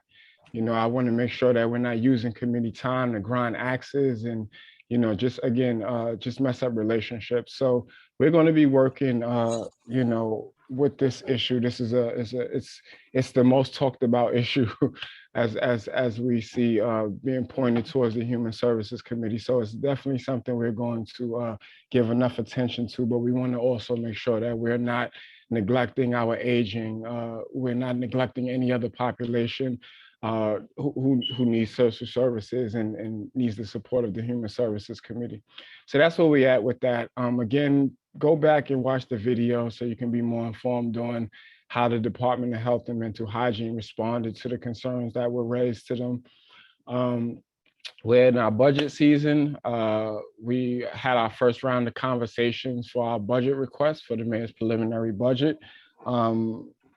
This is the first place we're going to begin to have an impact as it relates to the issues that were brought up during this first meeting, and re-articulating our budget requests and being a lot more focused and data-driven with what arguments we're making for the reasons for our requests. We realized as we were going through a lot of denials, a lot of them mentioned needing more data, needing more research in certain areas. So one of the solutions we see is the independent production of data that will help us in our articulation of issues and also will circumvent those, if you will, those deflections that it seems like we're getting on a lot of our requests that are really important. Other than that, we introduced new members and we just walk people through the organizational questionnaire that we have to all, and I'll end with this. We are inviting all social service providers in East Harlem to come before the Human Services Committee, introduce yourselves to us, let us know about the service you're providing in East Harlem, and fill out the questionnaire so we can get to know more about your org and how we can refer you to places or also refer people and other organizations to you as you might have a service or fill a need that's not filled with another organization. So I'll leave it there. Yeah, that's it. Are those hands for questions? Go Oh, for I'm it. sorry. Yeah, Go for it. go ahead, Eugene. Oh, thank you. I recently had a conversation with Lou Zuckman from Scan Harbor, and he told me that only 20% of the young people in East Harlem are being serviced by social service agencies. I'd like if the committee could look into that. If that's true, we really have to do a better job doing that. I agree with that, Eugene. Thank you for putting that on our radar. I had David? not heard that, but thank you. David? First, I just want to say, very proud of Pastor Scott. I knew him when he was a young man, and to hear him, get up here and really talk about making sure the committee finds balance, as this community has been challenged with this particular issue. So I commend you on that. I just want to add, it was really great that the process was that we brought DOH in, because if we don't really know that many of these programs, Oasis and all that, are funded, but it is the city that holds those contracts with the CBOs. So they do have a lot of control over what happens and where they are and where they station. And then on the other hand, I also want to make sure that sometimes we don't forget, I run Oasis programs. My programs are not drug treatment, they're drug prevention. And I work with youth, serving youth in both educational programming, individual counseling, and evidence-based programs that is all funded through Oasis. So I think sometimes we have to separate, and just the fact that you want to bring in the different CBOs and services to hear from them and ask these questions. Because, we don't want to lose these Oasis programs in our communities. These fight against the drugs and the gangs and all those other things for youth, and do family work as well. So, but again, I really just want to take the moment to commend Pastor Scott. Many years ago, we worked together with Children's Aid Society, and it's nice to see you in this role. Thank you very much, David, and thank you very much for saying what you just said and highlighting the importance of social service programs as well, because with everything that's going on there, I think that's forgotten and that's not acknowledged, and there are a lot of people benefiting. So we want to make sure that we are identifying where the issues lie and targeting there, not uprooting things that are actually helpful for folks. Yeah. And one of the other things that for many of you don't know, I chaired the youth and education for a couple of years when I first joined the board. And we went from human service to human service, seniors. It had like 7 different titles and populations, but it all fell under the one umbrella, and we need to keep that balance. Keep going. Thank you, David. Thank you, Dave. Dawn? I was gonna put it in the chat, but I also just wanted to pass on my kudos to Pastor Scott, like just what you were saying about finding balance, making sure that everybody's included. Like, I just really am proud of like your leadership and just like, I don't know, it's very refreshing, and I'm so glad you're in this role. And I like even like understanding that we have to bring people in front of us that we want to yell at or we're upset at, but like bring them to the table, and so anyway, I'm just echoing, David said it better, but I'm glad you're in this role, and I really like your leadership approach. Okay. Thank you very much, Dawn. And I want y'all to know I appreciate all of that, and all of that positive affirmation does help very much. So thank you very much. Okay, wonderful. Well, thank you so much. Were there any additional questions? We're ready to move on to youth and education. Thank you, Xavier, and thank you all.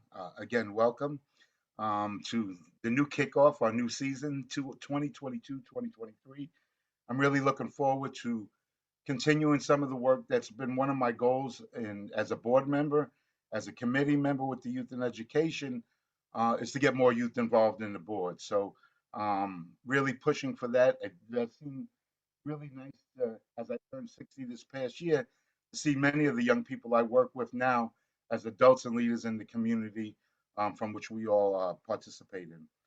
I just want to say very quickly, we didn't have any presentations or motions, but we had a really full meeting as we developed, as many of us have, the informational updates everybody wanted to talk about all the wonderful things that were happening in the summer. That started with, like what Marco said about the Art of Healing Festival that's now continued to grow and evolve. That was in June, to all the wonderful events that Malik's brother ran, art display and exhibit in Crackers Whack Park. So just continuing to do those things and looking forward. One of the things that was really nice is CEC5 is really partnering with other CBOs and other partners in the community to really provide mentoring programs for kids. I thought that was one of the great highlights that they focus on. Again, I want to put it out. We voted on it tonight to support the October 1st welcome back of District 4, D4, DOE. We have a wonderful celebration. We're kind of also going with the theme of Hispanic Heritage Month and really want to highlight all the wonderful things and enrichment in our culture and community. It would be a miss if I didn't really say, and I'll move on very quickly because we don't have any motion, that in my keeping with my goal of promoting young people on part of the board, Natasha Ash Rodriguez, I've asked her and Ash has accepted. I call Ash, Natasha Ash, has accepted to be the vice chair. So we are now having an 18-year-old youth also lead in relation to the committee leadership. And I look forward to working with Ash on that new level of work that we've been working for many, many years. For those that don't know, I've worked with Ash since the 4th grade, not me in the 4th grade, but Ash in the 4th grade. Just graduated, got a scholarship to Montclair College, is continuing to do work on the board, is very much involved with parks, is involved with a garden as well. And please welcome Ash to the new vice chair position that he's accepted. And again, I just want to reiterate, I'm really looking forward to developing something we've kind of went peaks and valleys with over the last couple of years, and that's a youth council task force that would meet and advise the youth committee around issues from a youth perspective and how those things affect youth. So again, I'm looking forward to working with committee members on a smaller level with all of this and really making it happen. I guess in a few years I have to term out anyway, as I've been one of the longest standing board members. So before I term out, I want to make sure that we kind of implement this council and have it working and growing within community board level. Thank you, and I'll accept any questions. Great. Are there any questions? Okay. Not seeing any hands up. David, and congrats to your new vice chair, Ash. And really, it was great seeing y'all at the street renaming. I'm really glad to see our youth activated. And to further point to your comment with prevention programs, and one of the things that was expressed to Human Services, and Isaac and I have spoken about this, is you have triage, you have crisis intervention care, you have preventative care and holistic care. And we're not looking to hit the latter two. We're really trying to address we need the holistic care, we need the preventative care. And I thank you and applaud you and all the work you do, and Isaac and what he's doing, and truth speaks to power. And so thank you very much, and very excited for this term. So thank you. Let's keep on keeping on. All right, our last committee is land use, and our Jason Villanueva, our chair, is not there, but our new vice chair for that committee, Nilsa Rama, is. Nilsa, do you want to take us through? Well, or... I'll start taking us through, and then I'm going to ask Angel if he'd like to add anything.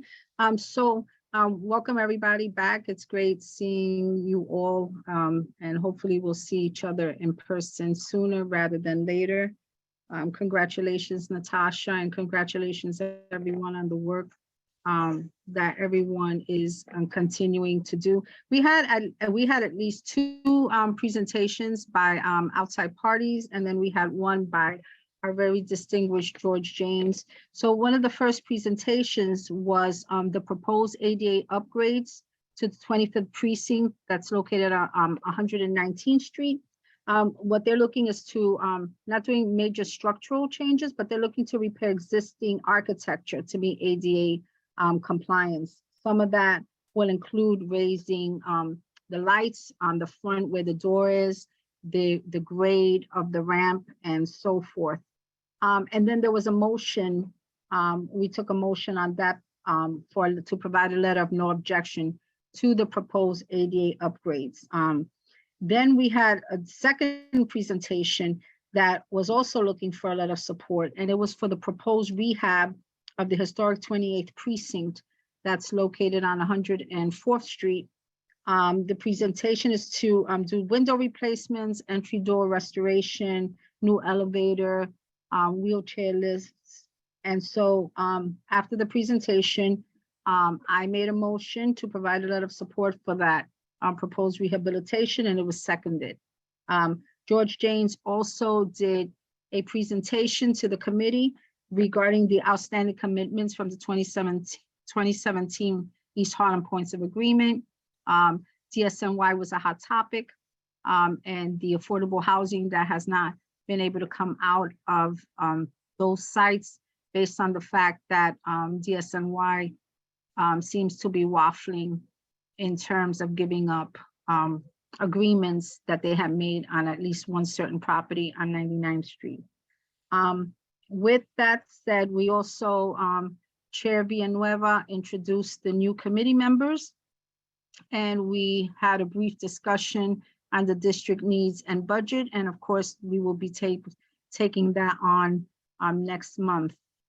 So with that, I'm going to move to see if I've forgotten stuff, which I'm sure I have, and see if Angel would like to add any comments.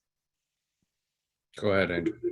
No, thanks, Nosa. No, you captured it all. I did just want to, on the point about George's presentation about the points of agreement commitments, encourage members of the board that were not able to attend the land use committee meeting to, when they have a moment, view the YouTube recording of the meeting, and when they're ready to review the committee minutes of that meeting. You know, George's presentation was quite thorough, explaining how we even got to the rezoning, the many steps, and the many years of commitment and work by this board that led to that eventuality of those commitments. It wasn't a 5-second thing. It was, you know, a decade's work by many members of this board.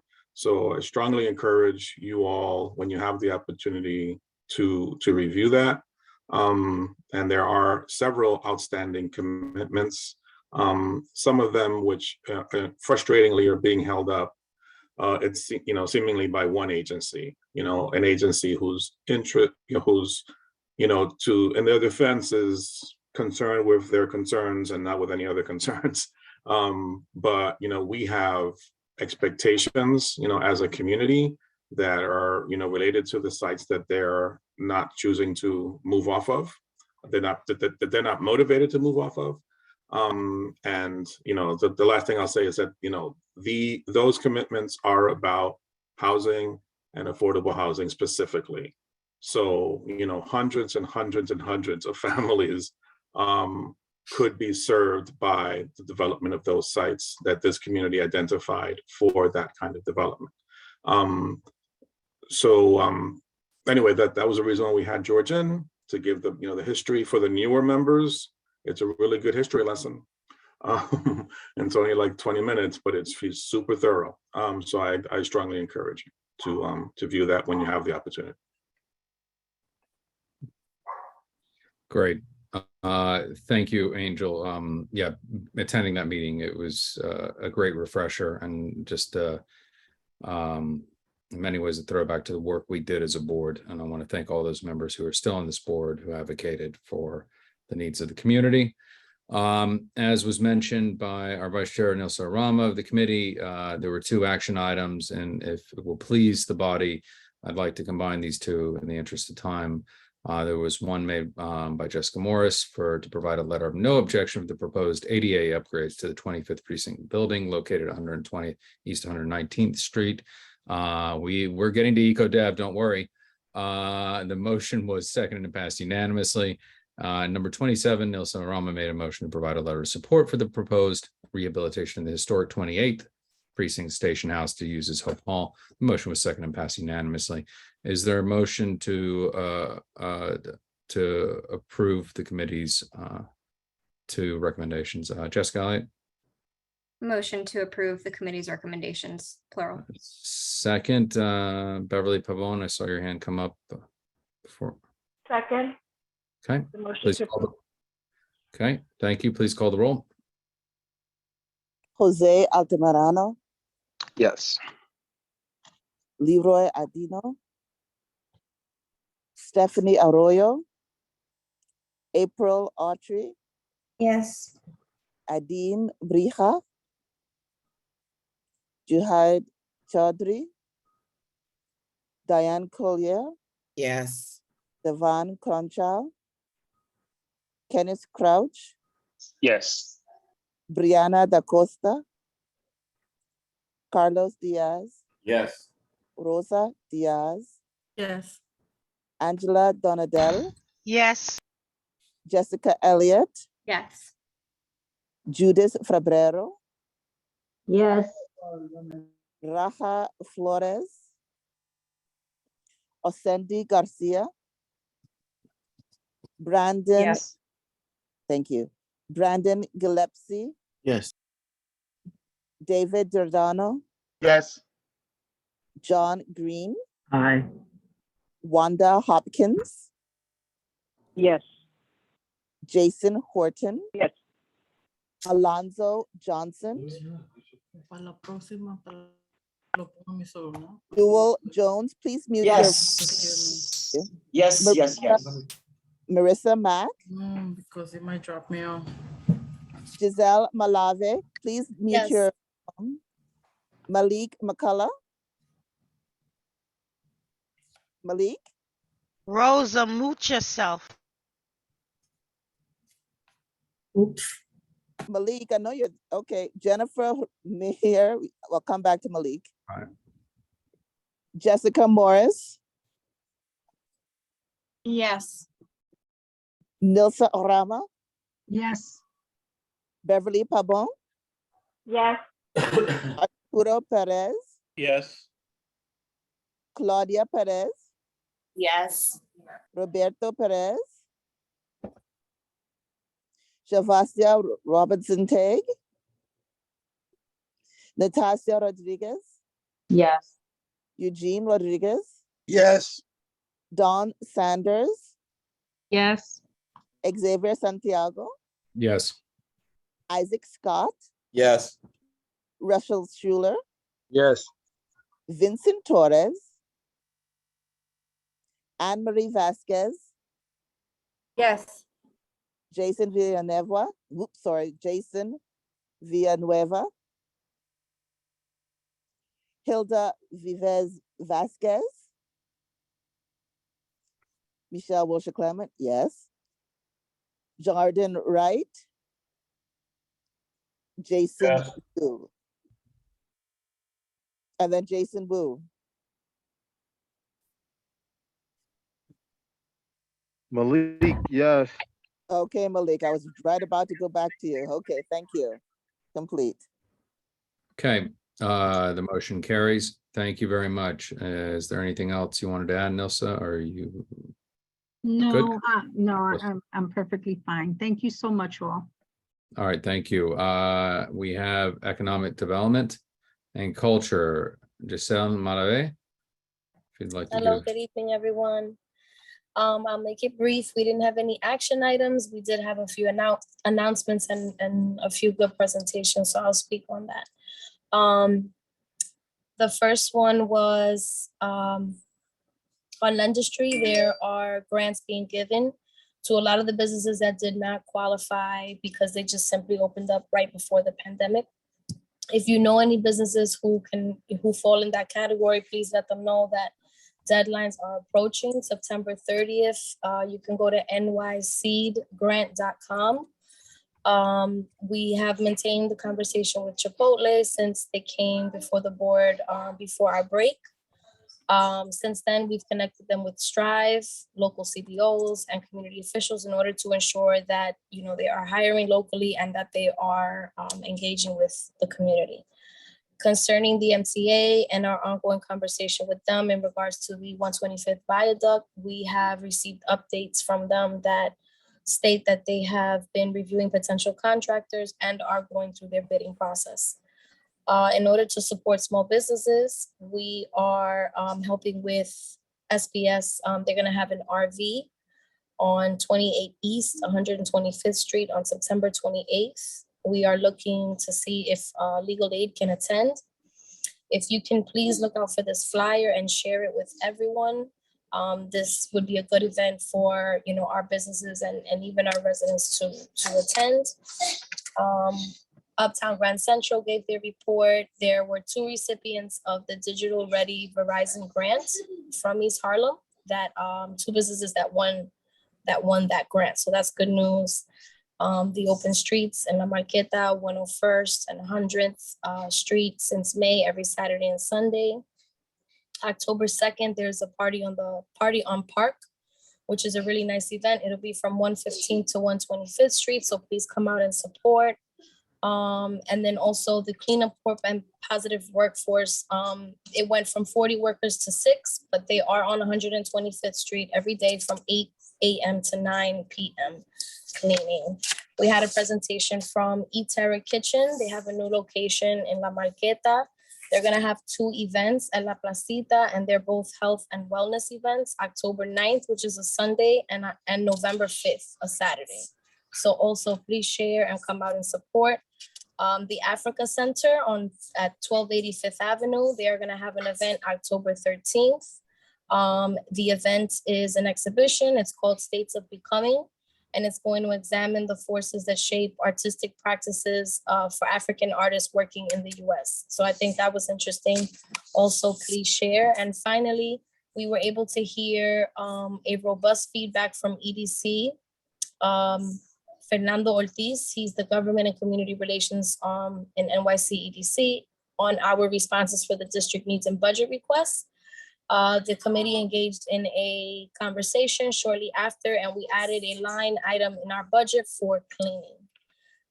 That concludes my report. Any questions? We have one hand raised. Dawn Sanders. Hi, thank you so much, Giselle. I was going to make a suggestion that sooner rather than later, we either have a joint meeting with Public Safety Transportation, or we get your committee's feedback on suggested tourist stops for any buses looking for a warm and welcoming place to stop their tour buses uptown. And I heard some suggestions today, and I have some suggestions, and I'm just wondering if we can tell the DOT through your committee, or maybe a joint committee statement, that we have so many spots we would love for them, La Marqueta, other places, so many spots we would love for them to come and have these folks stop at. Okay, that's. Okay, Absolutely. thank you. By when would you need that feedback, Dawn? I think it might be too late. I don't know. Jose can tell you, but I just feel like we really should follow up with them and say, because we don't want them to say, oh, well, you know, Community Board 11 said no, but they don't have any other ideas. That's absolutely not true. So I don't know if Jose is still on. You said it was time sensitive. They wanted our feedback, but I would love for us to tell them where we would want them to stop, because we have lots of ideas, and EcoDev is an excellent place for them to start. Okay, I'll make a note of it, and I'll let Chair Mack know, and maybe we can get that response to you before the end of the week. Thank you, Okay. Dawn. Thank you. Eugene? Yeah, I just wanted the board to know that I raised the issue of the lack of programming at the Miriam Colon Valley Playhouse, which is run by EDC. And I suggested to them that they should have an economic development plan for that theater, because for every dollar that a patron pays to go to see the theater, they spend $12 in the local economy. And that's really good economic development. And EDC should be on board to try to get that done. They suggested that we should have a meeting with EDC and the Department of Cultural Affairs to see how they can work together to produce something like that. Okay. Thank you, Eugene. Angela? Hi. I'm just piggybacking off what the conversation between Dawn and Malavi. I believe that Jose said that the paperwork had to be in by Friday. So you guys might need to get that done a little bit earlier. Just letting you know, because that's what I remember him saying. Thank you, Angela. Oh, I don't want to put it on just you. to clarify, not Oh, the it wasn't paperwork, Friday? but the position. The It was position. basically our position on that particular stop. Now, that does not stop us from speaking with DOT, suggesting other stops, other places that would be more convenient, more relevant to our community. No, it never stops us from working with them. So we can always speak with EcoDev. Amersa actually sits on public transportation. Should be pretty simple to work forward. I look forward to working with everyone. So yeah, definitely we can propose certain things to DOT. We're very open for that. Thank you, Okay. Malave. Thank you. Thank you for the correction, Jose. Wonderful. Thank you, everyone. Thank you. With that, since there are no further questions, thank you, Giselle. Appreciate you.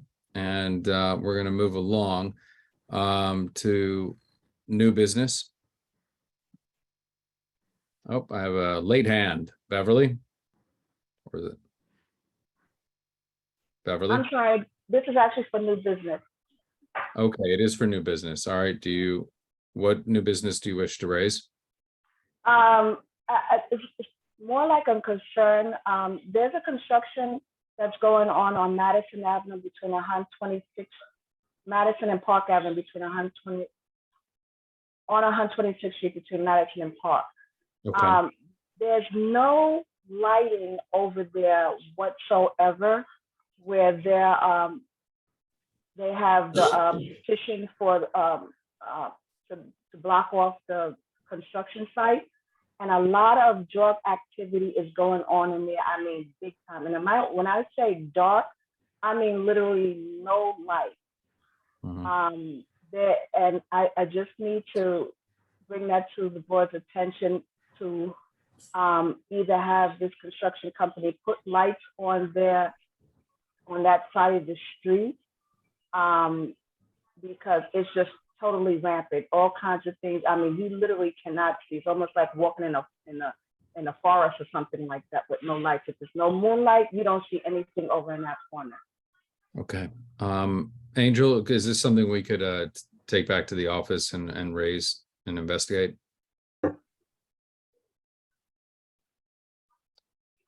Angel? I said yes. Okay. All right. Thank you, Beverly. We'll do that and then Yeah. see what measures need to be taken. Eugene?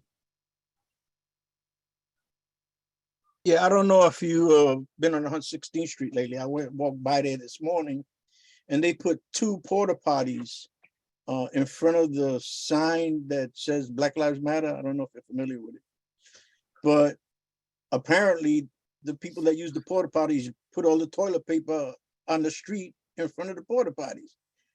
So I think somebody should look into that, clean that mess up, and get those porta potties out of there. I think we can make a phone call then. Thank you, Eugene, for raising that. I appreciate that. That's helpful to know. Eugene, 116 and where again? Where the Black Lives Matter sign is, it's between, let me get it right. Third, second. Third and second, but closer to Yeah, third, yeah. next Okay. door to the sandwich. It's on the north side of Thanks. 116. Right. Thank you. Thank you very much. And this is what's helpful, everyone, is raising these points when you're in the neighborhood. This is how we're able to create a more cohesive web of advocacy. Thank you. Any old business? Don't have any? No hands. Angela, old business? I think so. I believe I brought it up in another meeting. Did we ever find out about the licensures for the dispensary that is in our community? Like, how did it get there and how come we didn't know it was coming? Angel or Nilsa? You're referring to a cannabis dispensary? Yes, sir. That's illegal. Yeah. Oh, Yeah, that's that should illegal. that should be reported. The state released its application for the first round of legal dispensaries Okay. during the month of August, but the ones Right. that you were already seeing in the neighborhood, all of those vans, and anywhere else in the city that I've seen a few of them, those are all illegal. It should be reported. They'll get a cease and desist. So The new legal ones have not opened yet. So, so my question was, shouldn't we have known about that? And when they give out the legal dispensary licenses, will they have to come before us, similar to the liquor stores or bars? That I'm still not clear on. There is very brief language in what they've made available regarding the new cannabis licenses. So it does refer to notification to municipalities, which is under like how we typically get them for liquor licenses, but I do not know yet what our level of involvement will be. And to your question of notification of a dispensary opening for anything that exists right now, Yes. we would not have gotten notification because all of those are illegal. Okay, I figured as much. That's why I brought it up that day as I was walking through the neighborhood, and I know I mentioned it in the last session. Yeah. Thank you. Thank you. Welcome. Thank you very much, Angela. Stephanie, old business. No, so in regards to that, what Angel said is the case. For complaints, you would be calling 311. This is not a 911 issue. And they're looking to make it similar to how they do the liquor license, but there is no confirmation in how it would exactly go, the process. But the idea is to be just like the liquor license, where they would have to come to the community board, and the community board would be like an advisory to them getting their license. Thank you. Okay. Thank you, Stephanie. Nilsa and then Rosa. So I just want to be sure, if the cannabis store you're talking about, are you talking about the one on 3rd Avenue and 112th Street? Because there's something there that is dispensing. Yes. Okay. It's like right across, I think, from Amor Cubano. Right, yeah, well, I think it's a little further up, but I think it was by the old laundromat that's there. So I think that's closer to 112. And I also, Angela, you struck me with that. So I had another question, and I don't think it's old or new business, but it's just business. I was walking on 100, right across the street on 106th Street, and there is a liquor store right across from, I can't think of the name of the building right now. I just struck a blank, but it's where Park East Secondary School, Park East High School was. I don't know if Park East moved from there, but it's a liquor store there. On 106th Street? Right Okay. on 100, yeah, it's right across. I can't think of the name of the building, the brown and green building that was rehabilitated on St. Cecilia's block. But right on Lexington Avenue, there's a liquor store right across the street from where Park East was. It was, it used to be run by Hispanic Heritage, the Hispanic group. But I can't, I'm just drawing a blank. But I just thought that there was something. I know that on 100 and by Julia Richmond, the old Julia Richmond complex, there's a liquor store on the corner there. So I was just wondering if anybody had heard about this liquor store that's there. That would be for licenses and permits. It Okay. looks like a demo is done, and I think it'd be important for us when it comes to our business session that these items, and thank you for raising them, they get addressed and follow up in our committees for the month of October. It's very important we follow up with this. I'd say some good points. Thank you, Nelsa. Okay. Appreciate that. Rosa, last item, please. Hi, can I make a comment or on the new business, if I may? What comment would you like to register in new business?